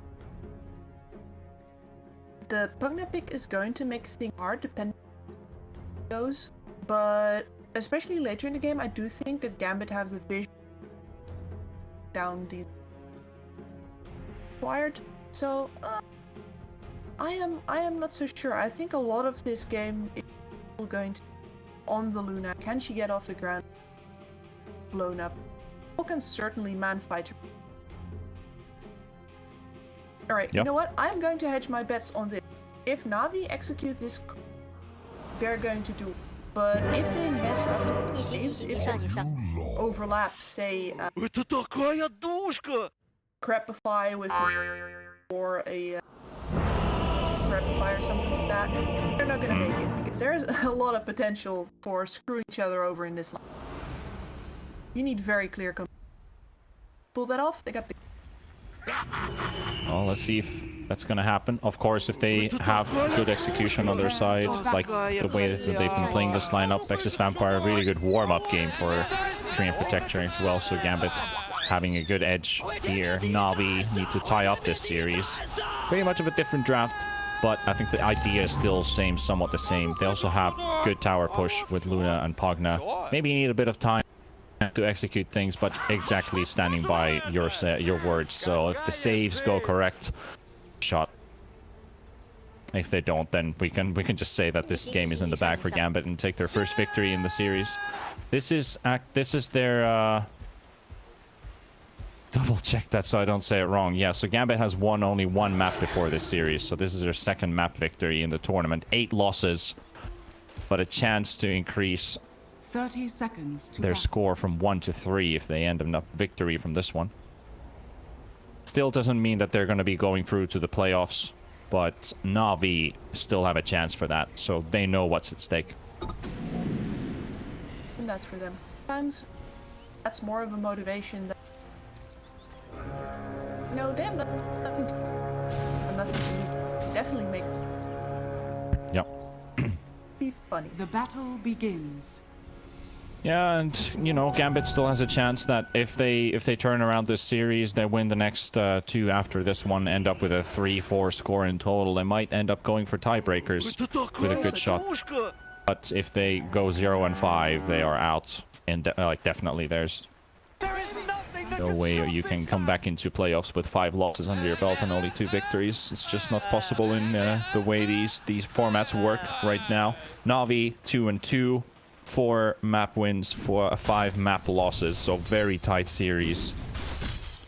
Back and forth. How do you start off with? They're pretty much lane by now. I think they got bait slightly as well by C, Radiant's but courier he's has not been there. killed. Goodbye, Courier. There's your sentry gone. So bad snipes it. Meanwhile, Beastmaster, which is standing next to the tower, like, hey, dude, your courier's walking, like, right past me. Oh? And Sobat's right-clicking it down. Sentry gone from that.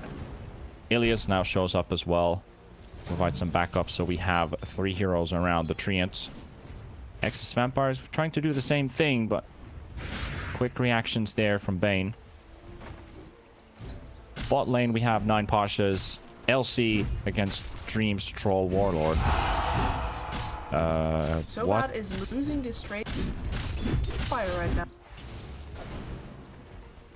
really pulling off a good trade here. Couriers is still running away from Exodus Vampire, but if they can get the kill on this Treant, as they will, Ilias picks up the first blood with the help of Crystallized Lucent Beam. They relieve a bit of pressure. The Couriers are walking back home, safe and sound. No animals were hurt this day. Except for the one earlier one, but, you know, it's not a Navi's animal, so... The Treant did his job though. The Luna left the lane for... Still more brawling in top, so bad in trouble. Nope. Denied. And now it's back to 3 versus 2. Solo lanes in bot. Lina also dropped really low in the mid lane against Pugna, but meanwhile top there's still a bit of brawling going on here. This Vampire walking into Ilias. Needs to get those boots up as soon as possible. Like, he's already moving inside the tree. 345 movement speed with the Windlace picked up. So you'll go all the way up to 395, if I remember correct. Actually, 390. 45 movement speed instead of the 50. Dream is fighting Pasha and he's losing because Ilias is coming in. Salve will be used. He will cancel it. That is game winner. Look at him taunting there as well. He knows. That soft cancel is absolutely... He wasn't bringing his own, but it... Yep. Your man back up to fighting speed. We'll break the clarity of Ilias. Behind Pasha, big trouble here. Might be enough for a kill. Oh, he doesn't have the throwing axis of cooldown. Still required a bit more. Mid lane, which we haven't really looked at. GPK 17 on the Lina, 13 for Magical's Pugna. Just having a slightly bit more right-click damage here than the Pugna. There's a Nether Ward drop down, just a bit too late. GPK trying to last it down. Nether Blast with the Decrepify does a lot of damage onto GPK. Another stun onto Magical. Creeps, good casual trading back and forth. Needs to there was a courier coming on. Goes down, but as long as it doesn't cast outrange. Does. Raindrops picked up by the beast, so Blizzy's happy staying here, soaking up some of those hits for himself. Gonna make a pull off though. There, Brain Sap. Bane taking a bit of damage here. On the run from GPK, not enough for a kill. We go with the haste rune. Able to get to GPK this time. So bad. Just contesting Exodus Vampire here. Crystallizes right next to him as well.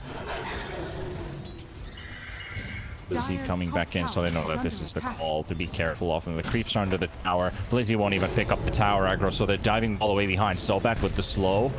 And you have TP coming from the Bane, at least Crystallize trying to turn around to Exodus Vampire. Crystallize will definitely go down here first, and Exodus Vampire is just going to walk out. He is fine with this trade right here. Blizzy also backing under the tower. He'll probably either walk out or TP under the tower. Don't probably even need to TP at this point. Just Navi gives up the chase. 5-minute bounties will spawn, and Ilias will be able to steal. This might be a quad room, unless Lina gets to one first. The scan from Radiant won't connect.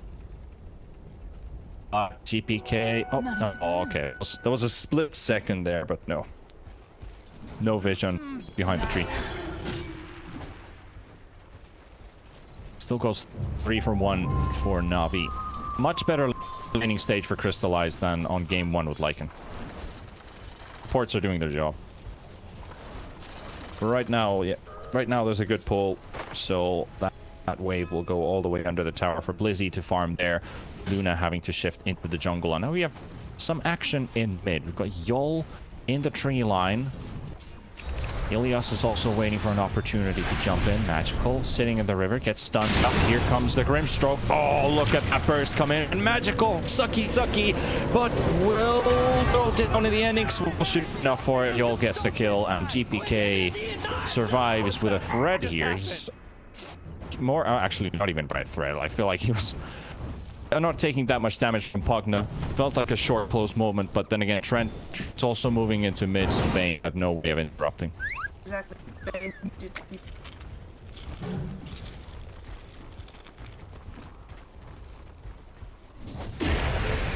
out. So bad, it's It's just gone on top as well. going on Crystal once again. 400 HP, 300 remaining. Excess Vampire, they are getting slowed by the Fire Spirits, but it should be enough here. And time to whack a Crystallize right here. Pause just before he dies. And GPK actually disconnects at the same time. I think there's a right-click animation going off from Excess Vampire, so Crystallize should be dead. Looks like Dream. What the f just The happened? Russian side. Yeah, classic.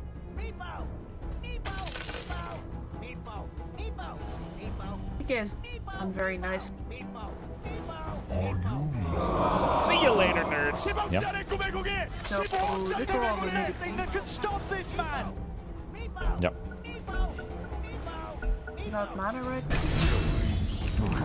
There's a flip from Excess Vampire. It was already halfway. So Crystallize down. Gambit get themselves to 4 kills.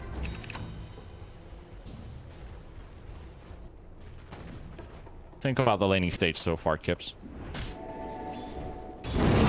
Well, that's Thoughts in kind your of what mind? Marlena thing was about already. She's done exactly what she holding you even in now she can.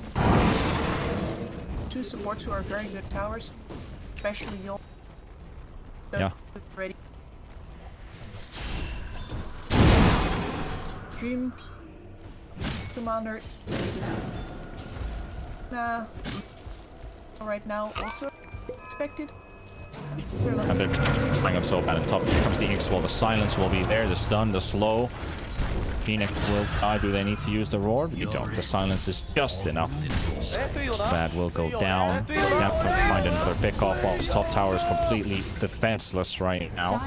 Crystallize is farming stacks in the jungle. There's another double stack waiting for him right next to him there. While Alina walking all the way back home, allowing Pogna to put some pressure here. Regen as well in the river. Couldn't be better. Dire's top tower is under attack. Yeah, GPK has a tower to take. Look at the deep.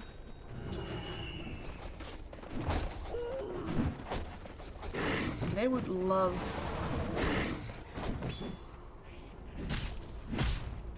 They can't. Well, Navi is going for a fight in bottom. There's a dual 5-9 Pasha and Dream. I just killed a Dream. He will kill 9 Pasha while Magical is sucking away, and there will Blissey with the interruption roaring straight up, and Bane will go maybe down as well to Decrepify. No, Magical denies that and gets himself a kill. Blissey forced back under the tower, and Pogna ready to go for the push here. Does have a regen rune ready, so Magical baiting in front of the tower. Blissey has nothing to throw at him. Meanwhile, top lane chasing so bad into the trees. Excess Vampire with Yol. And all the way on top of the cliff, but won't be enough for you, my friend. They will miss the stroke of fate, but Excess Vampire. 4 kills on the Treant Protector. 9 minutes in. I don't think there's some Pasha coming in. He's getting a kill. Alright. No. Okay. And unfortunately, because that was used a lot, but he might. Yep. Might be able to have it for Yol, but Dream is here. Yep. Root in the face and instantly purchases the way. Tries to get away though. Really slowed up.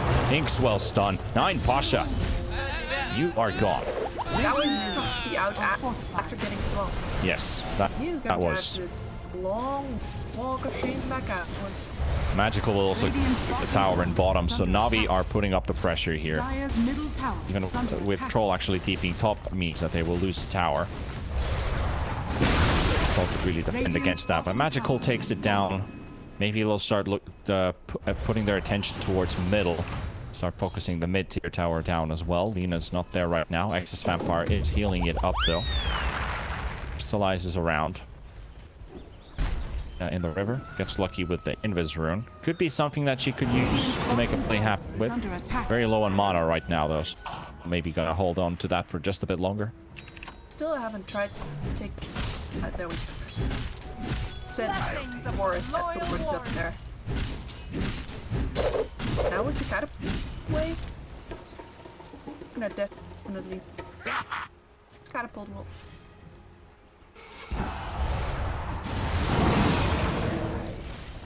Still denies it though. Yeah, still denied.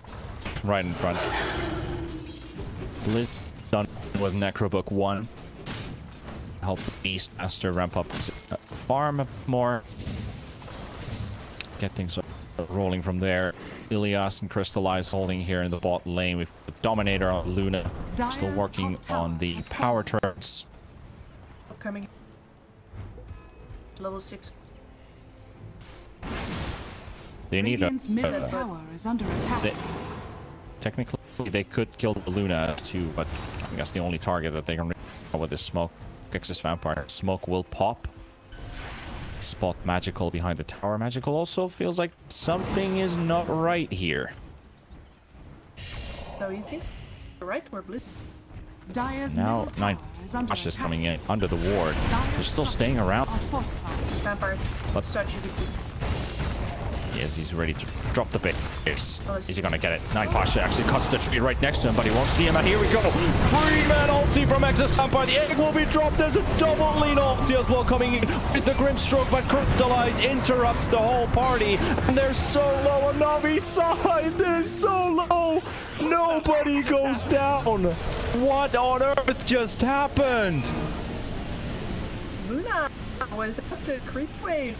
Turns out that when she uses R, there's beams in everyone, and she has been maxing Radiant's the middle tower is under attack. Are you fucking kidding me right now? That was just insane from Na'Vi right there. They got hit by Grimstroke ulti into a double Lina ulti with the roar coming in. A 3-man base drop as well from Dream Protector. Dream is down as well. Navi's lost not a single hero, but they're also getting a tower. Take that, 5 kills and a tower right there. Maybe even more. Beastmaster found as well. The roar is actually still up and he is down. That's one hero gone once again. And now I actually realized they didn't even use the roar there. I did not. I was wondering a bit what. Yeah, because I thought they used everything there, but they didn't use the roar. So where was that? GPK being chased up by Magical. No Yules. Also no script. Yeah, the hell the Aetherlands won't get stunned up by GPK. On top of it. They see that she is walking away, so Magical might want to start sieging bottom, but there's no creeps. Creeps are really far away, and GAMBIT forced to play defensive. There's a smoke on the Grimstroke though, so they might try and go again, knowing that Navi might be vulnerable for just a bit longer.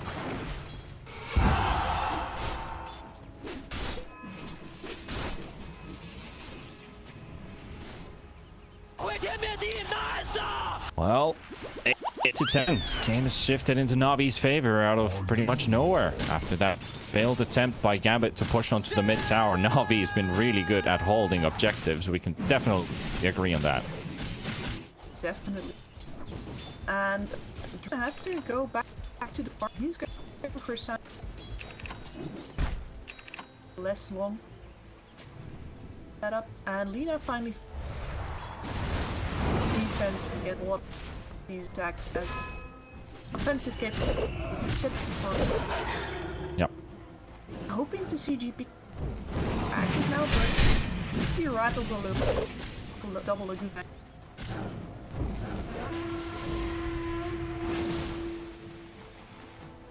Right now, nothing is really happening. He's just pushing away the top lane. Beastmaster's constantly there to interrupt. Exus Vampire has moved again to the bottom lane to live in here. They did the same thing in game 1. Are scanning. They're Yeah. looking double. This is... We've seen this before, Kips. They use Exus Vampire to bait their attention, and then the rest of the cavalry just arrive from behind. So... They don't. Ilias will pop the smoke, though. Magical on the run. Exus Vampire slows him up. He's going to drop the ult just to make sure that they can keep the Pugna here. Silences and stuns and roars, everything thrown into the face of him. And Magical will go down. This has happened before. It will repeat again. Very unfortunate that he doesn't walk off towards side of the team. Yep. It is the way more valuable thing in the bay. And I imagine this is what the game is going to look like for. You have a team with superior, I would say. This troll is going to be good, but he's not going to, like, he's solo force. Another good kill for GAMBIT here. LC Nice. not in time to save. Are you lost? Well, this is what I was saying. Gambit need a bunch more of these pickoffs to get truly back. Yeah. Navi isn't ready to go full steam ahead just yet. Just bring down on the hills, a couple more gold. The Luna would also, if any Mantis, will take longer still. But they do have the superior map control, especially with tower on the radio gone. GAMBIT have to just carefully eke out this space. Yeah. Well, we are now 16 minutes in here. Luna is still farming up 7,700 net worth right now, so she's getting bigger and bigger all along. Will be the fastest farmer out of all the heroes in this game. Guess where it was? Straight to Roshan, right? Yep. The same in game 1, picked up E, went straight to Roche, and he's capable of doing it. He can even solo it. Now with the help of Blizzy, even more attack speed. The ulti. They see that Yol's being in, so Navi have a hunch. And we're actually out of there. Roche at half HP. It's a risk. Yep. Radiant's middle tower is under attack. They're taking over GAMBIT's jungle as well. Dream walking back into the Roche pit. Still a few seconds remaining on the DD. They're in the wrong place, my friends. They're not. They don't know. They still don't know about it. That he would come from behind. Yeah, exactly. This is so smart. From Dream. They're gonna do it. They're gonna take Roshan. They can take the Aegis for themselves, and now Navi are thinking maybe someone's around. They see Roshan's been taken. Dream instant TP away. Oh my god, that is so good. That is so good.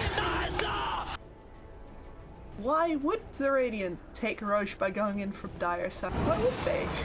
Dire's Well, bottom maybe tower because is they're under not attack. thinking about it at all. Dire's structures are fortified. All right. Pasha, Blink, Duel, getting onto the Lina, and Sobat with the Sunray, getting a bit of extra damage, and there's the Fiend script to make sure that Lina will have no escape from this. I said Dual damage gain. Guess that's Dire's something that Nine Pasha would have definitely wanted, but it wouldn't have been enough with the brain sap. Would have been a tiny bit short there from killing the Lina. But Navi, now finally with that pickup, they have an opening here, and Luna is ready to join the party. 260 right-click damage, and they find themselves Yol. Grimstroke is caught, and just gone right away. There's the tier 2 tower, still taking damage. Dream wants to take a bit of an advantage here to kill out at least some of the Luna creeps away. There's a heal from Treant, but not gonna provide enough for this tower. The tower will still inevitably fall down, and Navi force GAMBIT to back away. They have one really advantage to here is that they don't actually towers. Both the Luna as well as the Troll have to actively run in. It goes for everyone on GAMBIT's side really. If they don't have Prevent already, it's hard for them to dislodge this. Right now they're smoking up in order to get to advancing Dire team, or they get set up slow and they are, and they might just clash in the jungle here. They've got Yol right nearby in Ilias with the vision. They dropped themselves some more vision around that area, and they will get rid of the Ops Ward placed down by Yol. And now the fight starts to break loose. Double Grimstroke ulti onto Ilias and onto Crystallize. The double roar will connect. It will take down the Luna, and the Lina actually will be able to get some damage here. Luna still alive. Crystallize, they will pop the Aegis. Will they? Luna will not get the kill at all, and Dream will survive through this. It will go for even more. Now the Aegis finally pops a duel for 9 Pasha in the backline, taking down Blizzy, and now GPK in the middle, and Navi will take another pick off, and it's 2 heroes remaining for GAMBIT. There's the Fiend script, there's your Troll held in place, and he has no hopes of surviving this one. Navi take 4 in the end. all starts off with them not being able to take down the ward on the cliff. That you need to call in the help of your crosshair if you're the... You know that there is disarm on the enemy. Yep, and Bane actually even bought back to that fight to make sure that you have that Fiend script available for the team fight. You got killed off very early. Had the capability of TPing to either the tower or the outpost. Didn't actually pay attention. I think he TP'd to to the tier 3. Tier 1 tower. God damn it. I guess we're starting to feel it right now. It's really hot in this apartment.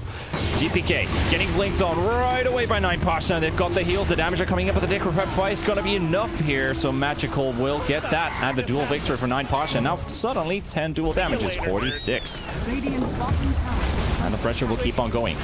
Untenable. Radiant's bottom tower Can't has fallen. engage into this Radiant lineup, but they also can't wait for them to engage. They have too many saves. Disrupt fights, and Yeah.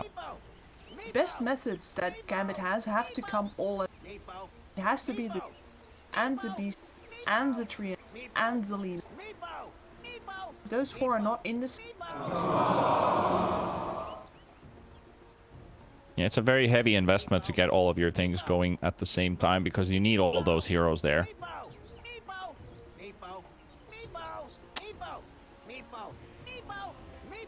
And in that regard, maybe are going into this sharper than recognize. Don't actually. Well, then we need to.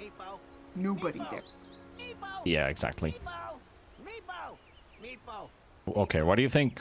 Even if Gambit would have all of their heroes, are they still executing everything in the right order and the right manner? A bit concerned with the role of this warlord in there. He is their main red attacker, but he'll never really get to hit. The more I see Magical play this bug now, the more I realize that it's an absolutely. Yep. Magical's going to be disarmed. Alina is going to lose half of her health force. Have this proxy seat. Rabbit and X flying hawk there.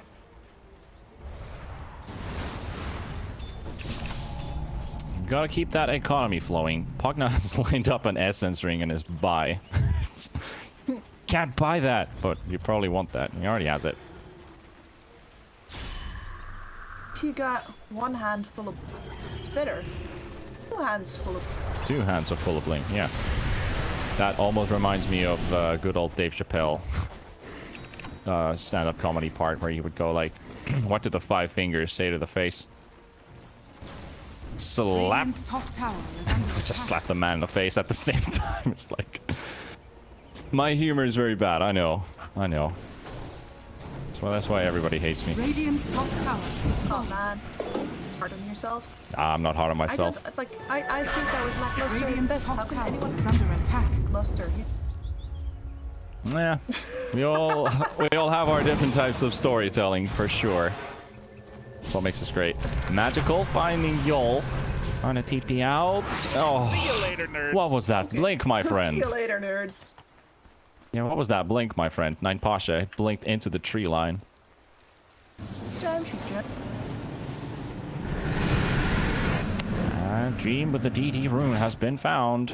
Spirit Vessel and Sunray alone do 1400 damage. And there's your duel. There's your Decrepify as well. Magical's like, let me deal with this guy. No dual victory. Troll got his ulti off just before. Dire's bottom tower is under That's. attack. I saw him decide, am I going to pop ult? And then he was like, yes, if I should get. I guess that's one way of denying. But if you look at Luna's net worth, 13,000 right now. And he's alone on this bot lane. Well, you're level 17. I think there's good reason to fear you at this point. Meanwhile, in mid, looks like there's a bit of a fight breaking loose as Yol will be found by Sobad. Magical. Lizzie and GPK find Ilias. Yeah, like, it illustrates how helpless Gambit is right now because they have the information from mid that this Luna is alone. And they Radiant's decide to middle go tower is under attack. pushing. Okay. Be fine from Magical. Still trying to go for the hunt, though. Yeah, the boar slow is connected there, so he had no way of chasing them up. They will clear out all the creeps. Nevertheless. A bit of micro there from the Beastmaster to make sure that they can get their Lina back to safety. That boar slow is just crazy. Crystallize will just show again. Man does not care. He knows that they're only a call away on that. Yeah. 8,000 lead for NAVI. It's been all game long in their favor, even though Dream did snatch one Roshan for himself. 10,000 XP as well. When will they start making moves against GAMBIT? Because it's starting to feel like their timer is starting to be really strong right now. They don't have to rush anything. Their Luna can happily just keep on farming and, you know, show up out of the jungle after she's finished all 6 items. But they could definitely be a bit more active here. They're trying to keep these lanes pushed out. Axis Vampire still living in the bottom lane. Keeps on throwing his Q onto the ground. Is working on his Meteor Hammer, not up yet. Navi will go for a 3-man smoke, Crystallize on the side, and a TP from the Pugna. So Magical will be the lane bait. I think they finally had enough of this bottom lane pressure. Nobody's showing up in top, nobody's showing up in mid. They will find Troll Warlord, though. A very good pick here if they can just find their way of initiating. And there we have the Sunray with the Fiend Script, a duel on top. Make sure everything counts, and they will get the Troll killed. That means 50 seconds without your carry. Now Phoenix coming in as well. Does he read this correctly? Dives towards the upper round area, but there's nobody there. And Blizzy will TP home. At least some. That Troll Warlord, no denies views. He is going right back to his business. Potency. Yep. Absolutely. Gonna be a butterfly next for Crystallize. This one big item that you can get, it's definitely that one. Offensive items that he needs. Is this vampire finally gonna leave this lane? It's been quite some time. You know what's the downside of playing Pugna against Treant Protector? If he's invis in the trees and he TP's out, he won't get zapped from the mana cost.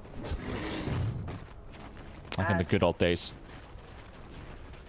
Well, meanwhile, there's a duel coming out. Truly end here.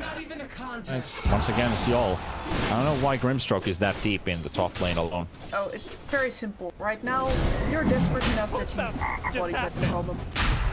And that was just such a... You can't put Dream out there. All of your eggs are in the basket right now. He needs to pick fight roll. And that means that other heroes sacrifice themselves for information. Yep. There will be a Aegis and a cheat piece going in the favor of Na'Vi. There's a bit of a push going on from GAMBIT. They will take the bottom tier 1 tower. They know they can't put Destros, so this is their trade for a bit of space on the bottom tower. Who knows? Maybe Axis Vampire brings a 2.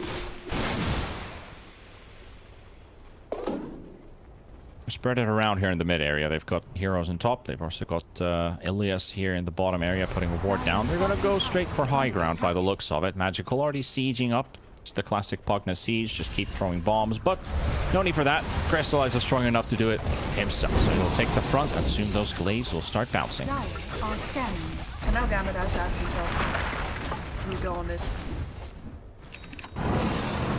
And he's been scanned as well.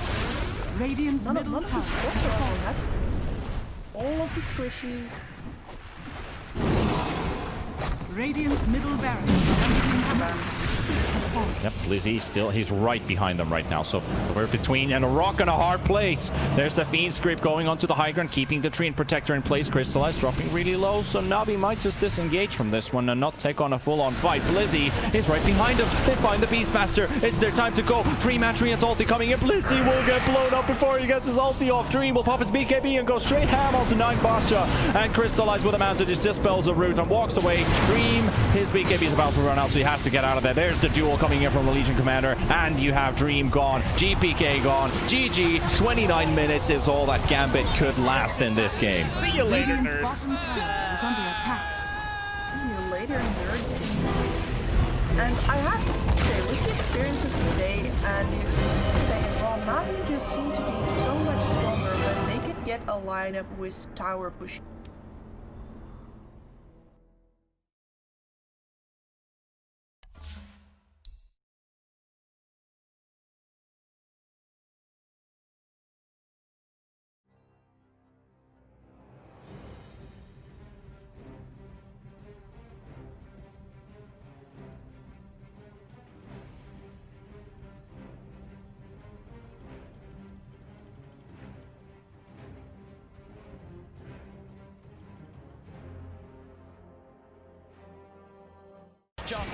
FY, he's found himself no tail out on his own. He's trapped him. There's no tail. Is he going to get any sort of backup? No, there's 3 still dead on OG. It'll be a slow and painful death here for no tail as Zame comes in for the kill secure. And I love the way that Chalice popped his BKB super early in that fight. He just knows, I just need to get my ulti off, and he cast it at a very safe range. He didn't wait for the last second of his BKB. He's not very greedy. I think that's a lot of the reason why they've been winning these team fights. Seb has been struggling, still about 1,000 gold away from his BKB. Yeah, this Brewmaster is a display of perfection, really. It's the highest level in the game with his Bloodseekers. And doing a ton of damage in the fight. It's one of the most damage in the game as an offlaner. Now has full Shiva, so even more ways. He's pretty much itemized entirely just to be like, Ana, I'm ruining your game. I've got Radiance, I've got Shivas. You're going to struggle so much in these fights as Phantom Lancer. Eric's did his best to keep Ana alive, and but Ana wasn't able to do damage because he was ruptured. He wasn't that low on HP, but still can't run around. Seb. Oh, I'm as ninjas here. Got to be careful who shows up top. Indeed, Jerax. He's going out on his own. He doesn't expect Zame to have this invis route.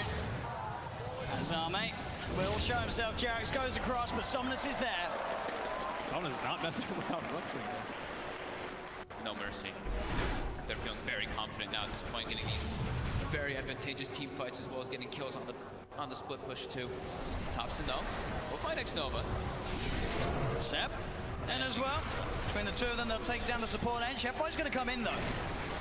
He hasn't got anyone else with him at the moment. It is just FY, so just playing around with Seb. He has no help around at all, and he's still just making Seb's life miserable. He's toying with him. He's just making him not be able to come back. Look, they're already starting to rotate this Brewmaster and Bloodseeker too, and FY, he's ready to look for Seb. Seb's got to get out. Oh, Seb.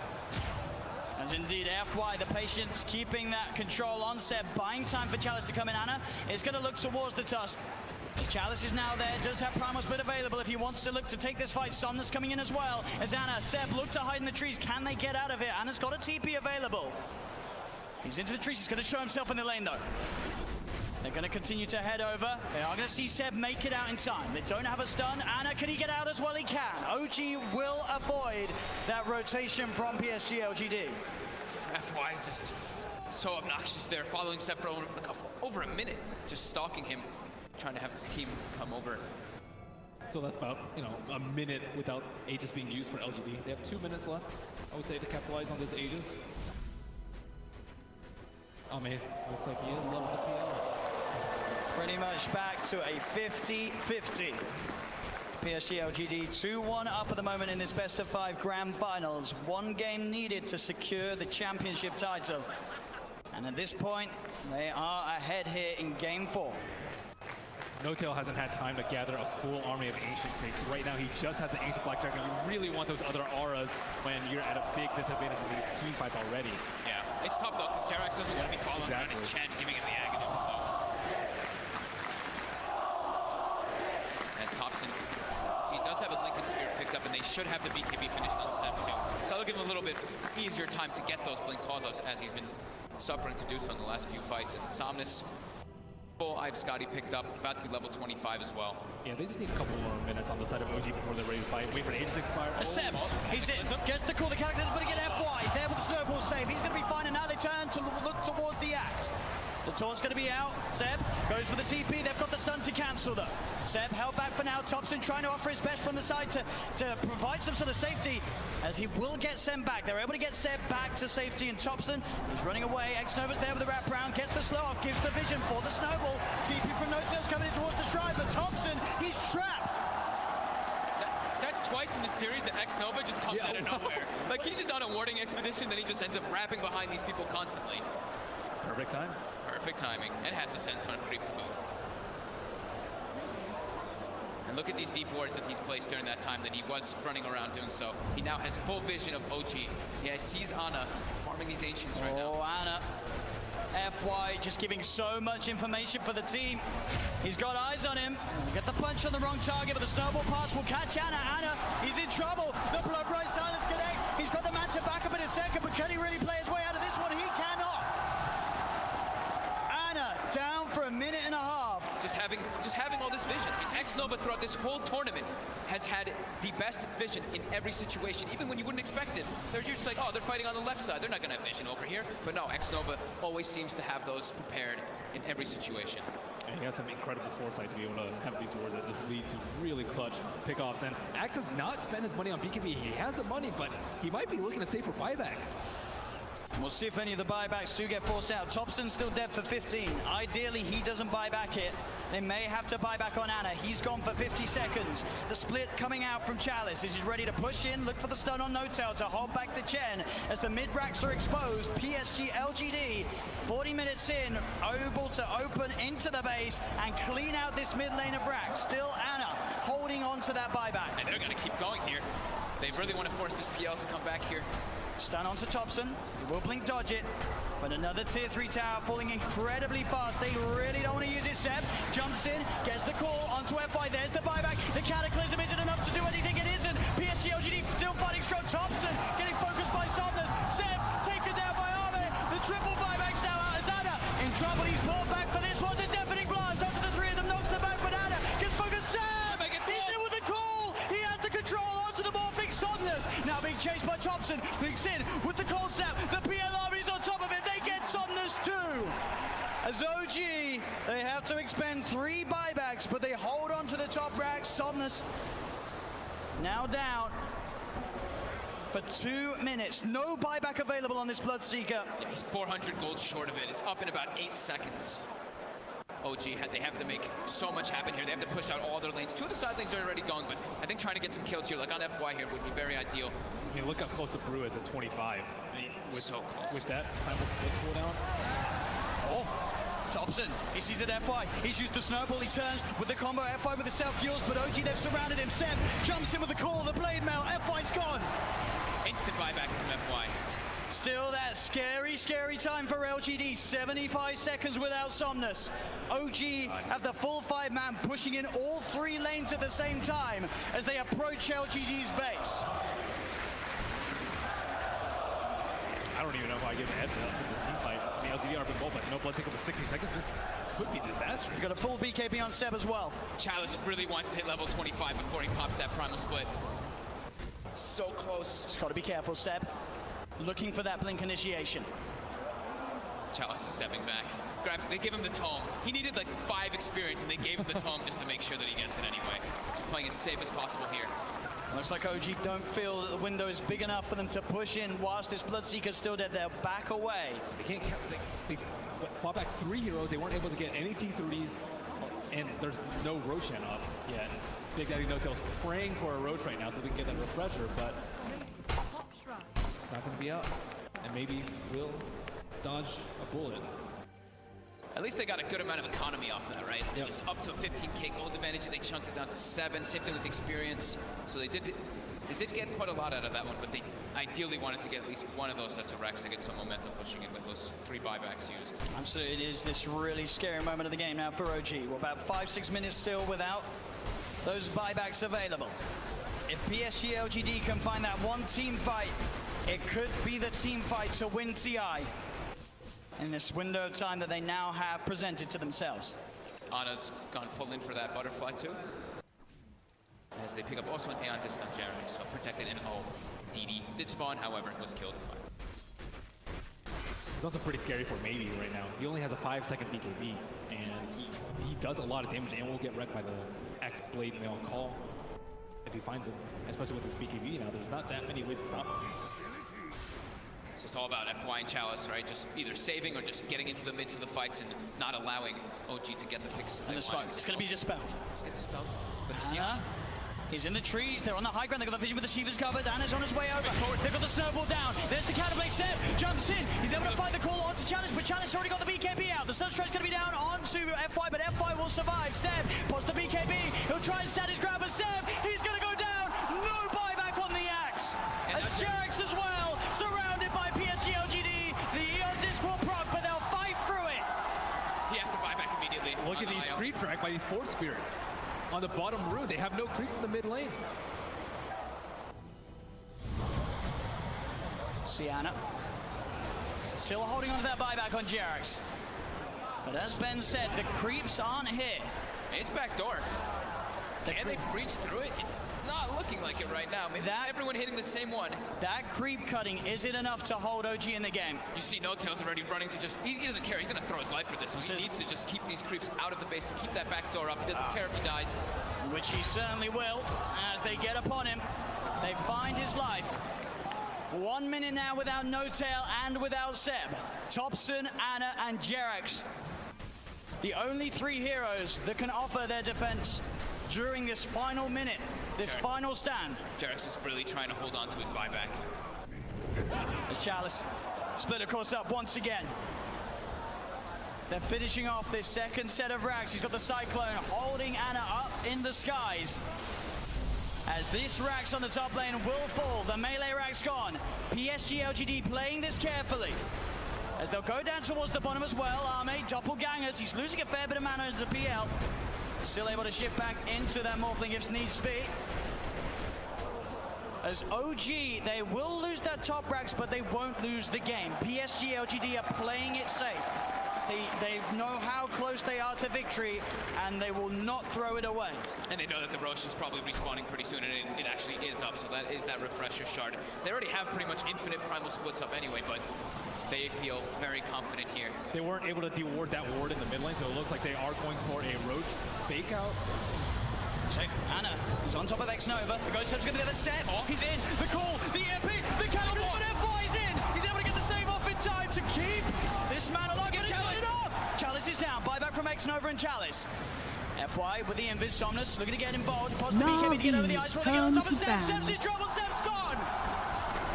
The axe down once again for 90 seconds. There's now FY giving them the vision, but they see him. Got the doppelganger to jump away from the snowball. Over to Thompson. The snowball kills FY, trying to buy time for the rest of LGD to come in. Again, up into the air. Arme straight on top of No Tail. FY will fall. Arme looking towards No Tail. No Tail pops the hand of God, but No Tail beat it down by Arme and Somnus. Radiant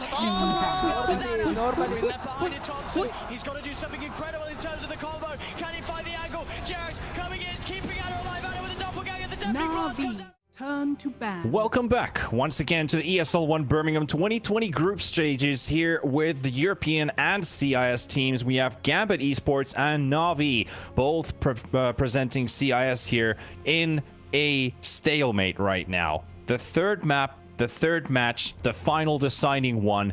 Will NAVI still continue to fight for the playoff spot, or will GAMBIT pull off the upset here in this series? We are the casters T-Panda and Kips, bringing you the action for this last game of this series. Navi are the ones with the most.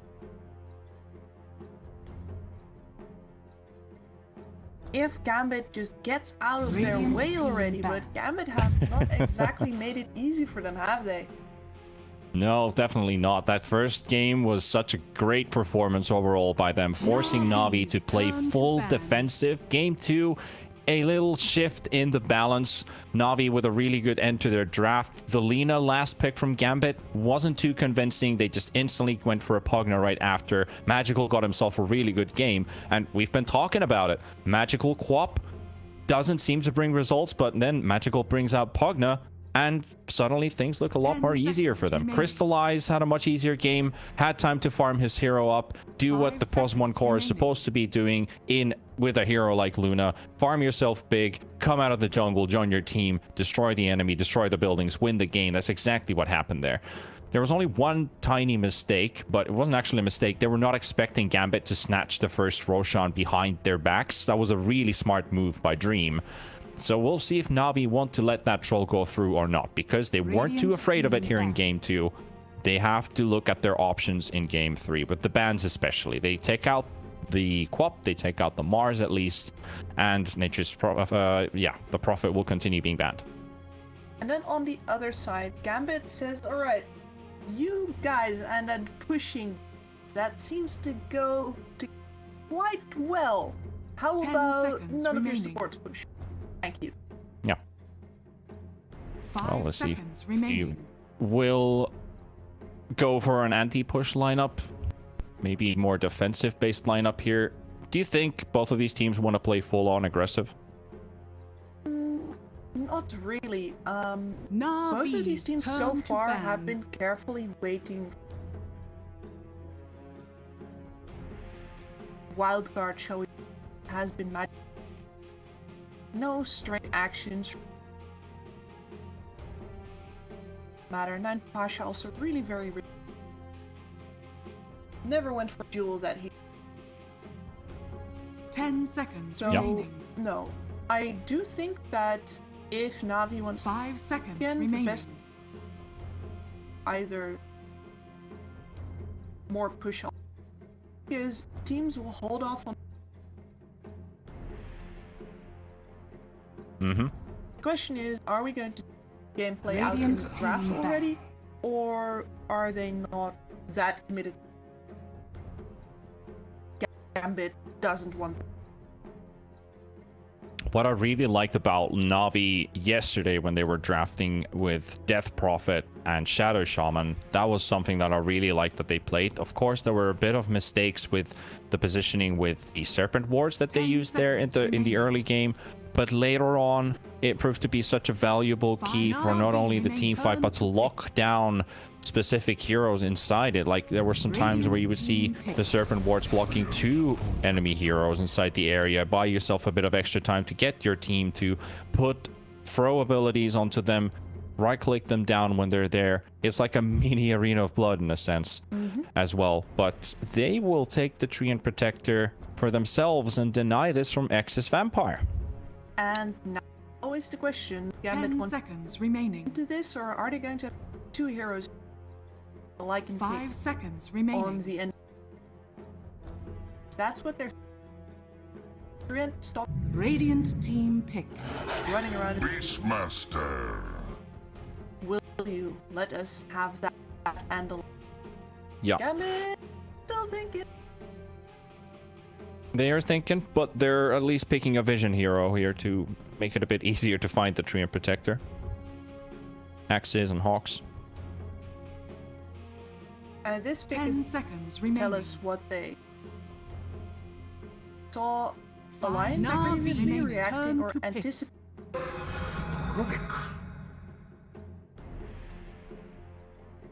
This is Beastmaster. Okay.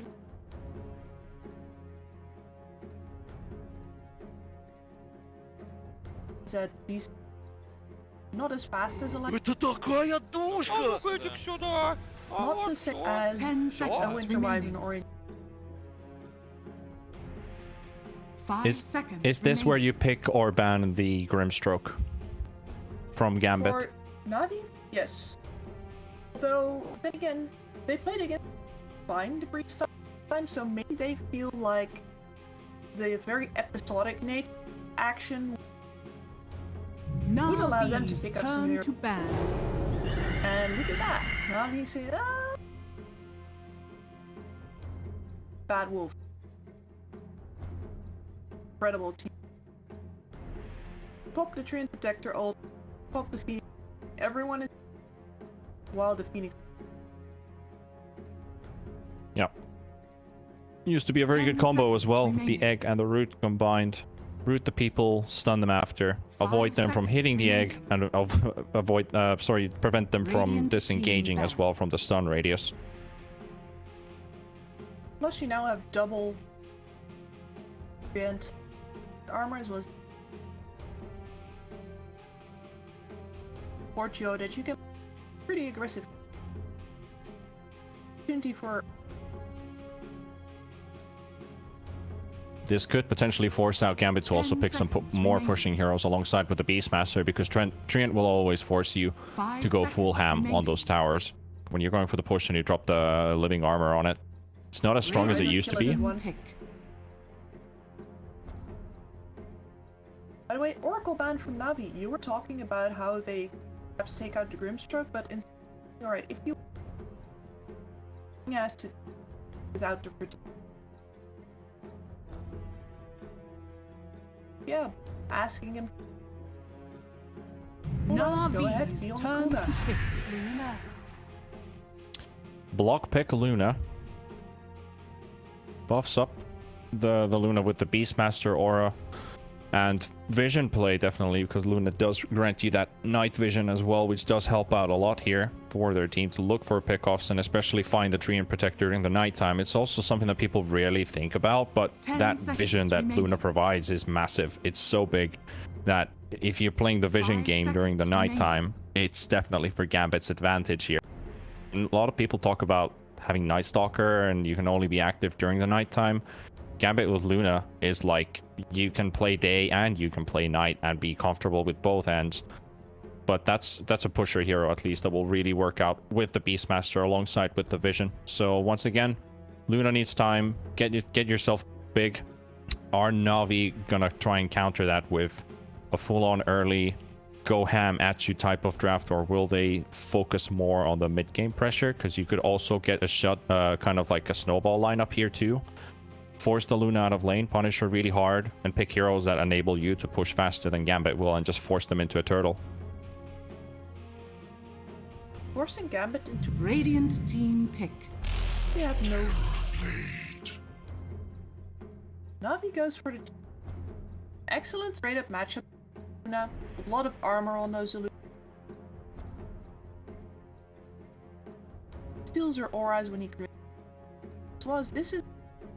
retreats into the and forms up really fast there, so to be able to 10 seconds remaining. He's also a very heavy target here for GAMBIT, but he has the front line to protect him.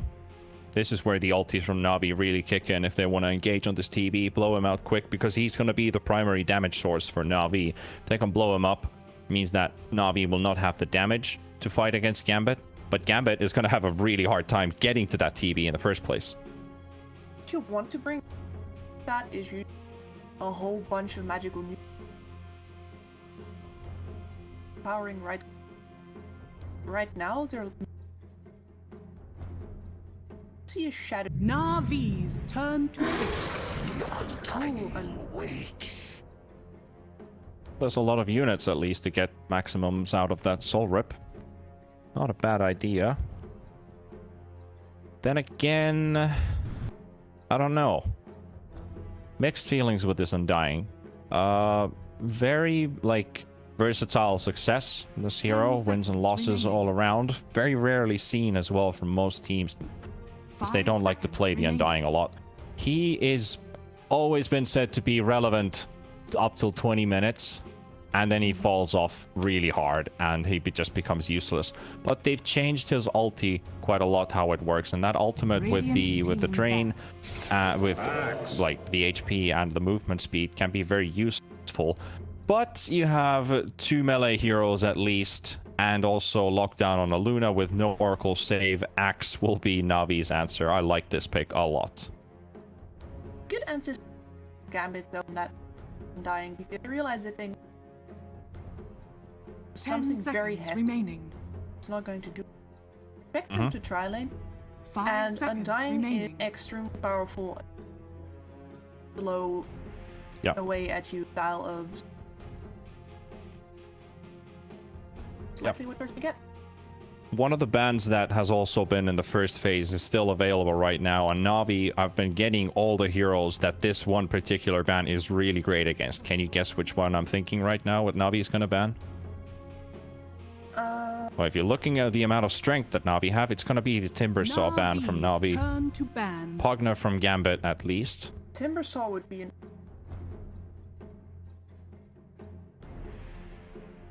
Give them the magical burst. It does excellently. Terribly played with clear illusions. They already have all, but it can hunt down Trian tomorrow. Axe doesn't. 10 seconds remaining. Yep. 5 seconds Really good remaining. pick and ban both sides. Navi could also use Timbersaw really well because GAMBIT don't have a direct answer to it. The physical damage reduction as well, because of the armor that he keeps ramping up, is also really good here. So it's either Navi's pick or ban. Pretty sure about it. There could definitely be a lot of options, but I think that is the best right now to go for. Still 10 seconds. They will ban the Storm Spirit at least. So GAMBIT will be given the opportunity to pick it because they will go for the Death Prophet. So more teamfight ultis, 3 big long cooldown ultimates. heavy amounts of push and the capability of buying Terrorblade space is Navi's answer to this. TP Axe can pressure on them. 10 seconds remaining. Now I 5 don't seconds suddenly remaining. actually feel the Timber anymore. There's a DP. It's rougher. She has that silence, ability to use, but that doesn't mean still very good against every single other hero.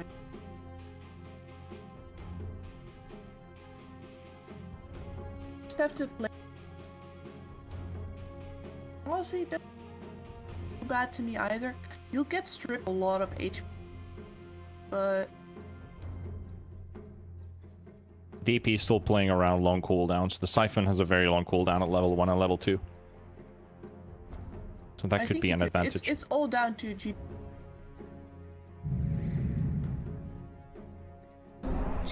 Alright, let's get Invoker. So a bit of extra control. I think GPK will actually play an Exhort here. But this is the Alacrity Luna for sure. We've seen it before. It's very doubtful. If you play an extra Invoker here, you can outlast it.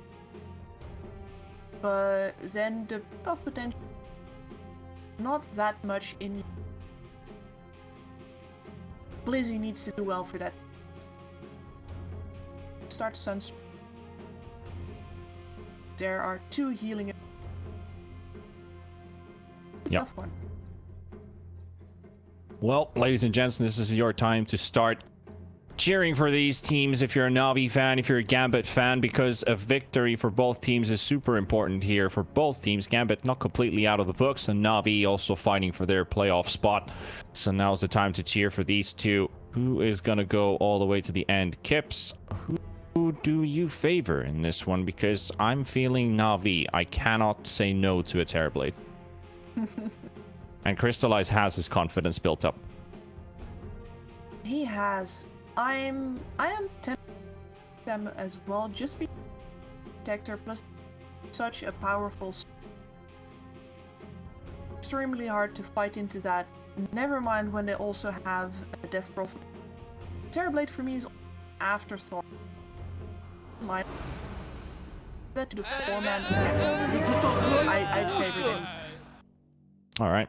Well, we're at least both seeing the same ideas here. That it's always great to see a lot of team fight. The amount of ultimates that you have is always down to how great they can look like. We've seen some fantastic team fighting happening. Axe that drowning right there in the air, but it's all coming down to this last game.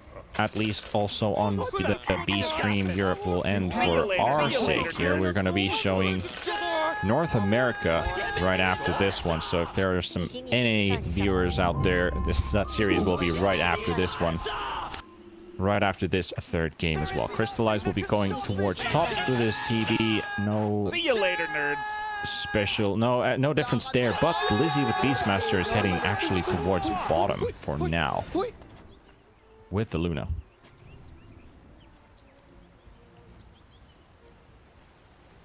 They're going to do some changes here with the lane. Alright. No, this is Blizzy. You know what he's going to do? He's going to take down these trees.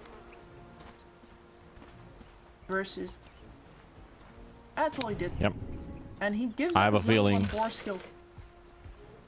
I have a feeling that this is what X's Vampire's been telling him. I've just played 2 games of Trent. You know where I'm going to be moving at. So just cut down those trees and make your carry's life a bit easier. Такая халява. I'm going to ask some Russian. No idea, right? The battle begins. Even though I live in Finland, I don't know what that means. Like a large part of Finnish culture, trying very hard not to be Russian in every single. I guess. I mean, depends where you live. It's always been more about hating Sweden. You know, it's like that has never disappeared. I'm hearing that you're from coast then, because I'm near the Russian border. They don't care. Yeah. So, I mean, I'm just trying to save myself. I was born actually right at the eastern border of Finland, so we had our share of that. Won't go too in depth with that topic though. So How about we watch these Russian land boys fighting? yep. Axes have also cut the trees in the top lane as well, so Blizzy won't be having that much trouble from Ilias. And Nexus Vampire knows exactly what this boy is up to. Gonna give him a harder time than Treant was expecting. Mid lane matchup, we have a Magical's DP up against a Quaswex Invoker from GPK. It's an opportunity to still shift into Exort later on, but at least for the early control, wants to hold on to those Quas and Wex points for now. And then in bot, we have 9 Pasha's Axe already getting harassed here by Yol and Dream, and now going on to Sobat as well. Doesn't have a dive available, and has leveled up Fire Spirits, the most common Phoenix build to go on early. Deny those early last hits and try and get level 2 faster than your opponent does, but Dream is already level 2. Very. Phoenix might go down. Ilias is also dead in the top lane. Yol. Alright. And he's losing his courier too. Miss? No. No high ground miss today. I was going to say that this Undying is now having a harder time because this bottom lane can up 9 Pasha. Never next.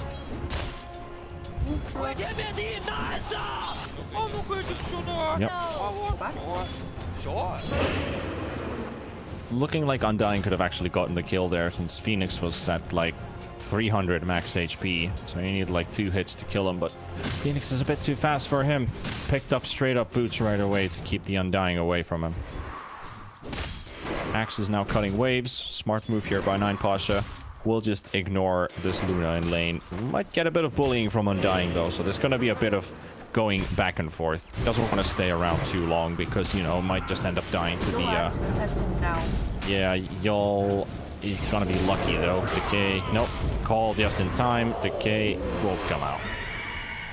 Said now, what I should have said was a little bit.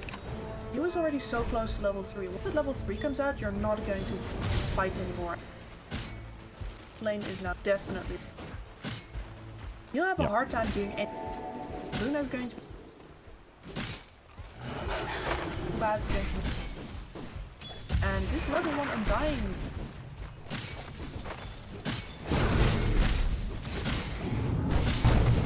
Top lane. Crystallize getting lifted up. Should be the TB going down. A lot of armor won't save you today, my friend. And Nexus Vampire gets a kill. Dream will also die in bottom.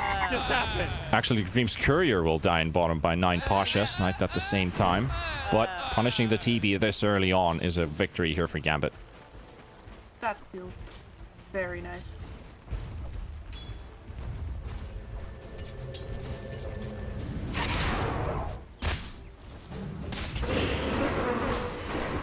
Yol with boots up as well on the Undying, level 2 now. Usually what they say is if you go up against an Undying with 12 decay stacks, you leave him be. If he's below that, he's fightable. Now Sobat, pretty low here. Running on full Fire Spirits. What need have I for this? Pasha. Sure the Undying won't be bullying there.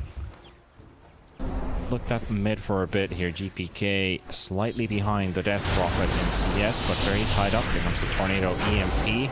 Burn out all of DP's mana. Does get a Siphon off though.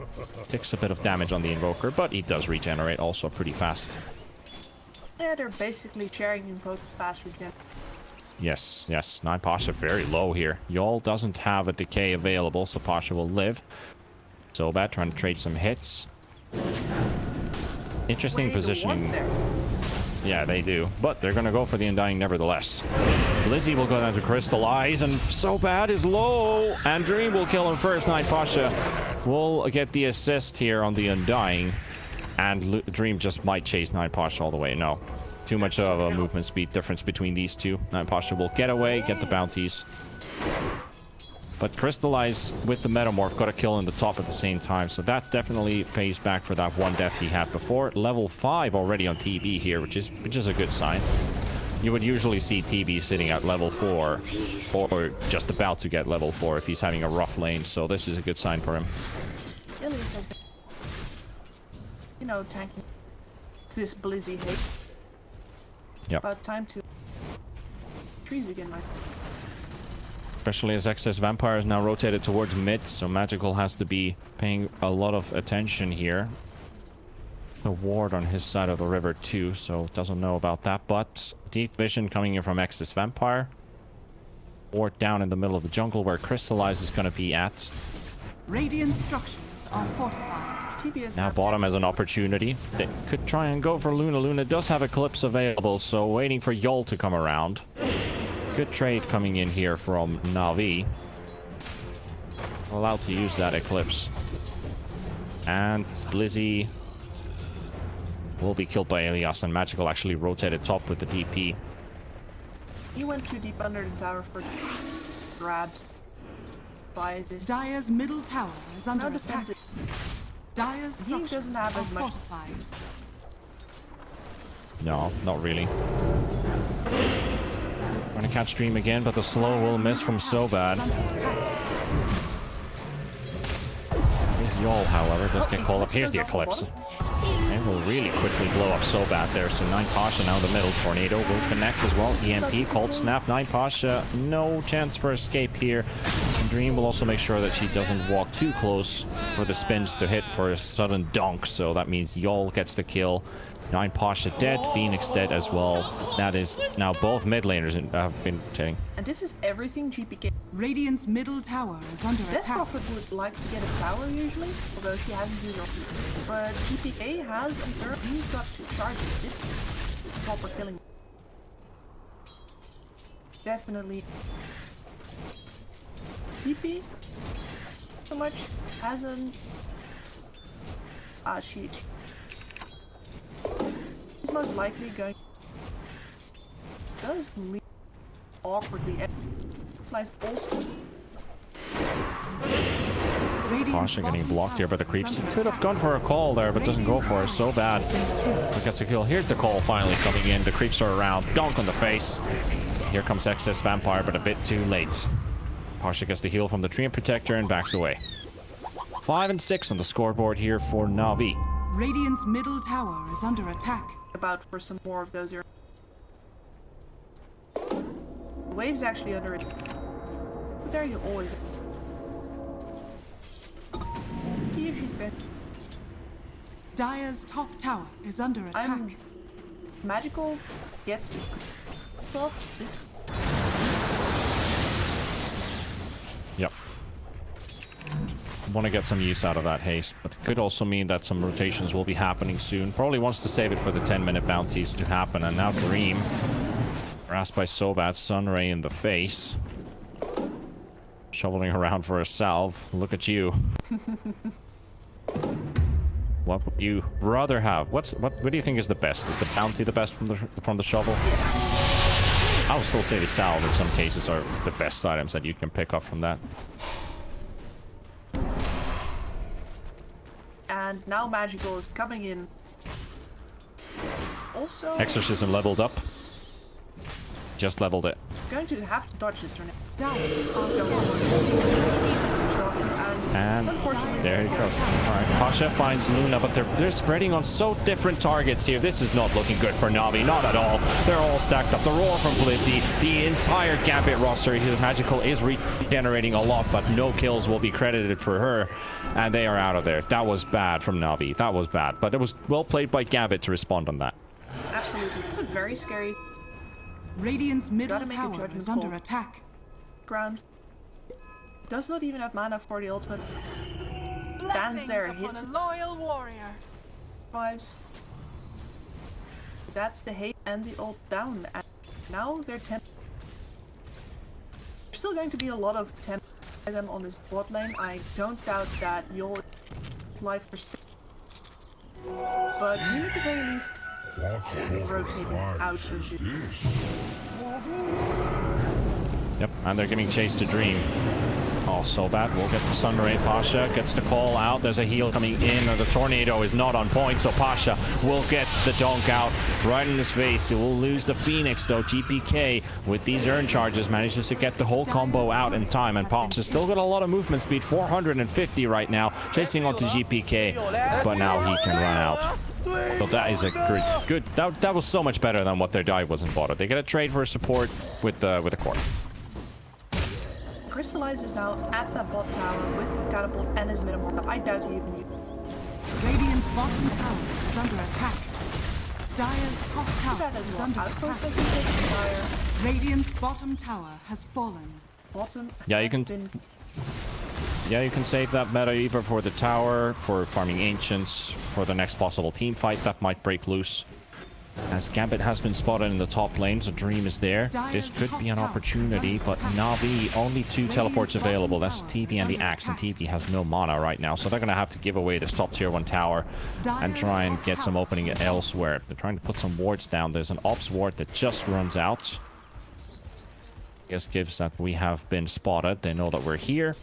Rotating towards the mid lane. We have Magical slowly starting to build in towards the Yule Scepter, but a triple net worth lead for Navi right now on all of their cores is a good sign for them. definitely.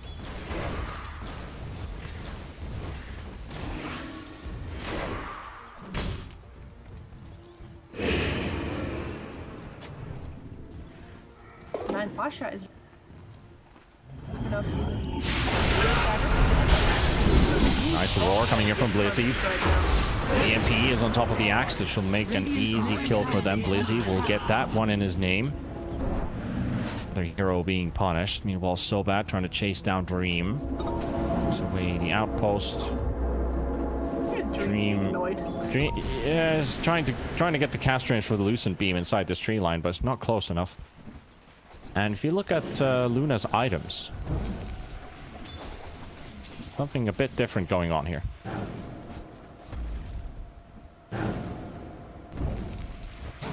Well, I mean, Crown. The Dominator. I guess he's going for the Dominator. It's just that I would rather see the Luna go for other item choices here. Meanwhile, Blizzy in trouble in the bot lane. There's a call. Pasha will get Blizzy down. I mean, I guess you will always want to get the Dominator here in this game, but there's always the Beastmaster, but Beastmaster actually is going for the Necro book, so never mind about that. Yeah, that's bad on me. I almost feel bad. After that, immediately. I was going to say Sanjin Yash, that's not it. Be able to pop yourself out of the over. Definitely, yeah. He's starting to get rid of that. And I imagine that if Blizzy returns, it's just going to be down all. Yeah. Elias cannot be allowed. Radiant are scanning. But Blizzy does not back the top. 14 minutes. Doesn't have his Dire are scanning. bad man. Yep, Dominator, 300, Alacrity. 200, Structures are fortified. 200 gold for Posh for the Blink, so he can't go for a Blink initiation right away here in GAMBIT. Holding into the river, trying to pressure up that mid-tier 1 tower. Magical has an ultimate ready. Navi definitely ready to take this fight. But Dream Protector's not around. He's already used his root as well. Also means that GAMBIT are not really going to stay here. They're going to spread out back to farm. Nothing really happens here. Important that not there you can.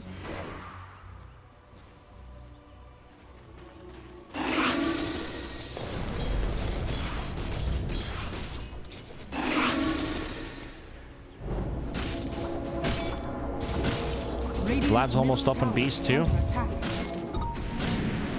He's got Auras. line of can in fact 5-man. Less for Navi's line. Realize Sanjin Yasha 5-tier build. Yeah, a lot of TVs have been favoring the S and Y above the Manta these days. especially if it's a game where you decide to build into a BKB. You don't want to have both of those items on top. If there's no need for a BKB, you would get a Manta for yourself with the Dispels, but so bad will be caught here in the top lane, TP together with the Tornado, or the Roar will be thrown in just in case as well. And Phoenix right-click to death.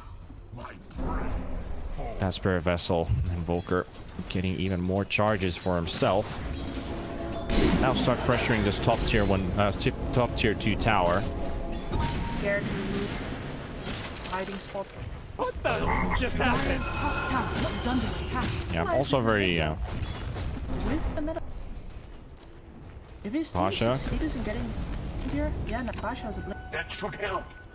but they see the blink now. Radiant's That middle ward tower was is placed under right attack. next to it, so their surprise advantage has really been taken away. Gambit already out of there.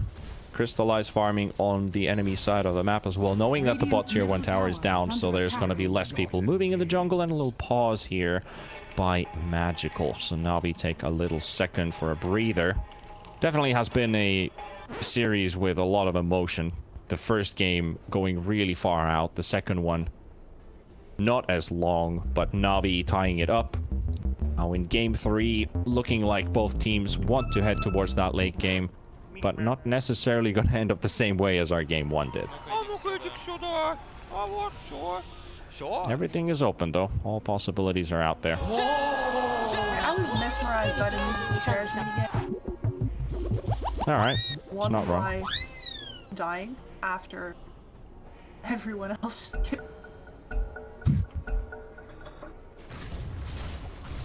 I think the minigames have some way of distracting us at least. There's a lot of new things in the Battle Pass that always kind of like throws us off balance for a second, but you know, Radiant's it's middle part tower of the is under game. attack. Radiant We all love the Battle structures Pass when it always fortified. comes out. Distracted by Yeah, remember me Radiant's middle going... tower has fallen. Remember me going off like, hey, is that a new Phoenix taunt? Yeah, like, he's always had it. Like, oh, because he popped the taunt at the same time when he could hear the bounty sound being placed on him. So I was like, okay. Dire's top tower is under attack. Uh-oh. He's getting perched up. Yep, he's perched up by that little center right next to him, so won't be getting the usage for his DP ulti. Very tanky, though, but there's a roar coming in as well. They found the axe. Blizzy, the slows have applied. DP lift not close enough for X's Vampire, but they'll take the DP. They're happy with that. very courageous at that purpose. Well, that's center creep. That's also why the Luna.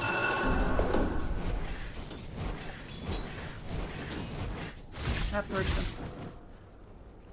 Yep. It feels like that will be. How can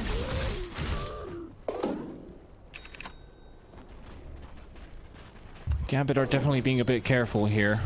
Luna 1500 gold behind the Terrorblade at the moment. Not too bad for Dream. This Luna's farm will ramp up a lot in the minutes to come with now the Dominator.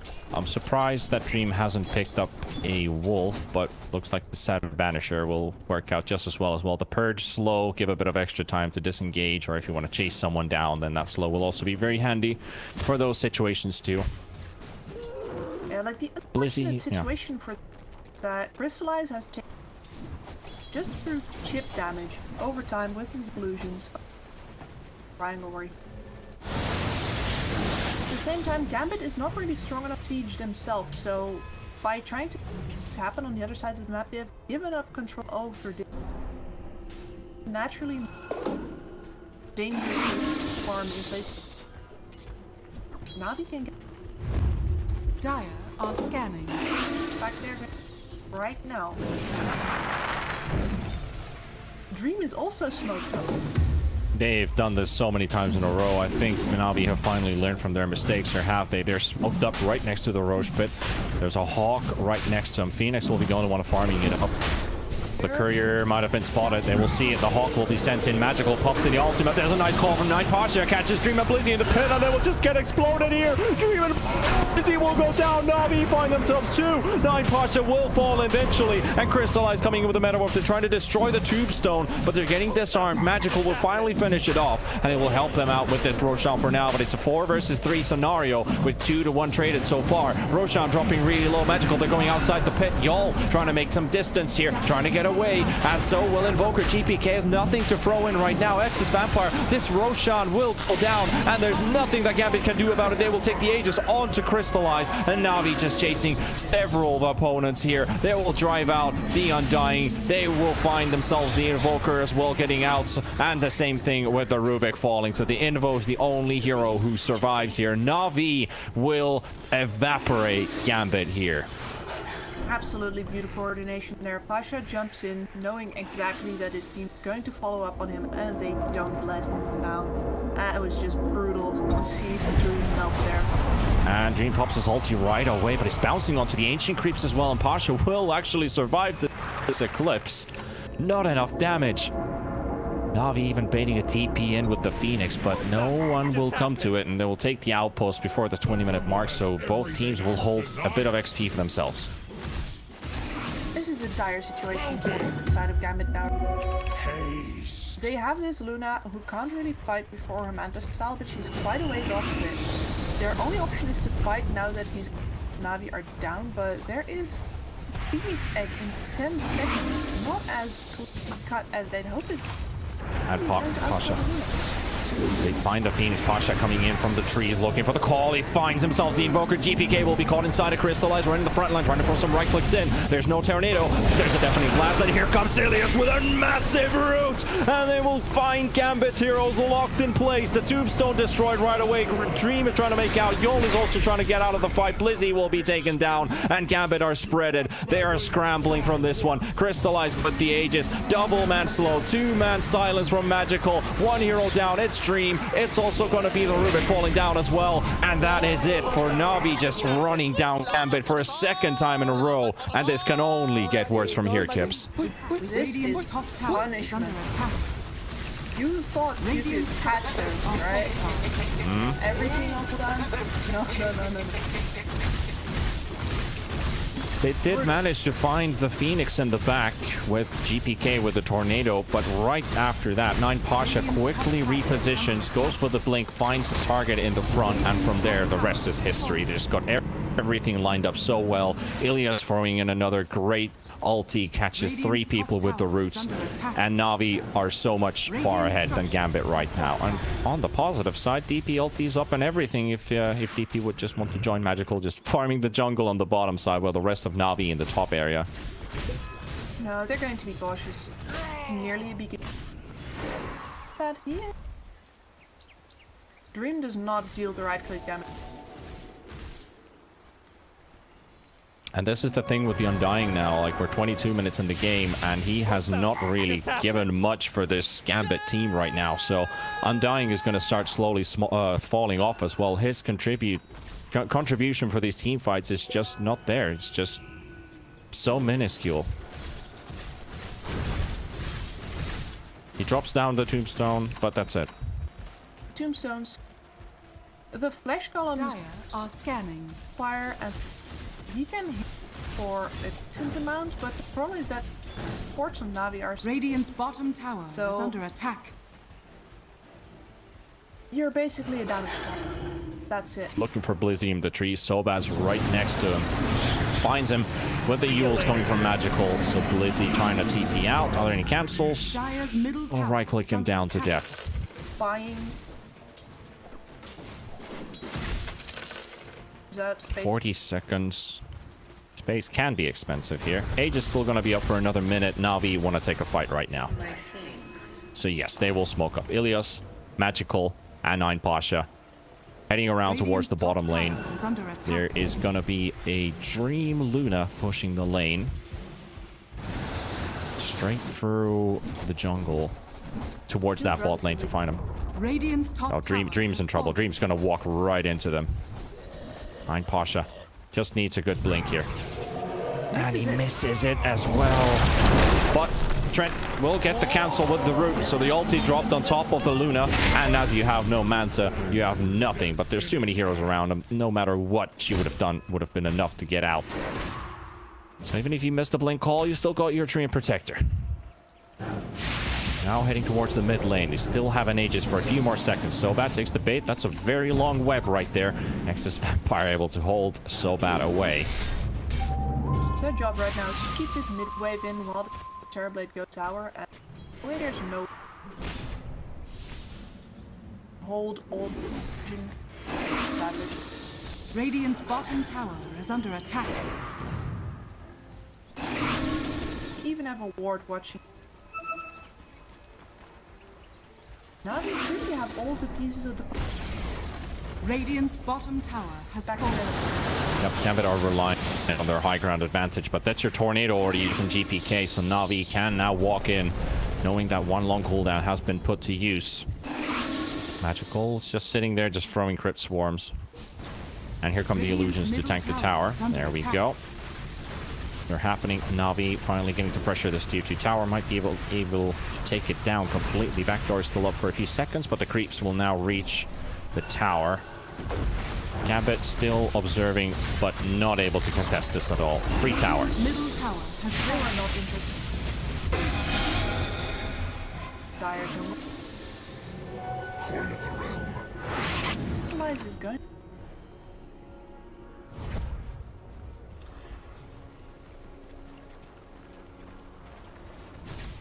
Finds the Alpha Wolf at least, but there's nobody to be found in top, and that means the TP is not there, but NAVI still want to go for them. Dream will get the stun here on Magical. The combo's there, the BKB will be popped just in time to buy some time, and Magical will survive because of that, and a beautiful root from Ilias catching them all, but there's a roar coming in from Blizzy, keeping the DP alive, but can you fight this? The egg will explode as well. Dream will go down. Yall is falling as well. Crystallizes TP'd in. Double kill for him, and make that even more. 3 heroes gone, and NAVI on the hunt here, and GG is called as 9Posh has been hunting people on the high ground. GAMBIT tap out. They've had it. NAVI are still in the fight for the playoffs. Good last attempt right there, but yeah, because NAVI waited for the to be on the death block, she can't die anymore, and that buys her enough time that the rest of her team come back in, even when the top has been given to GAMBIT. You know, they're split. This is your chance. You gotta take it.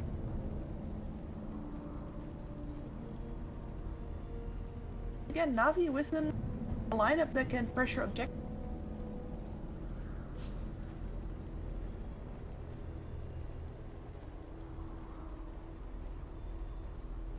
I'm on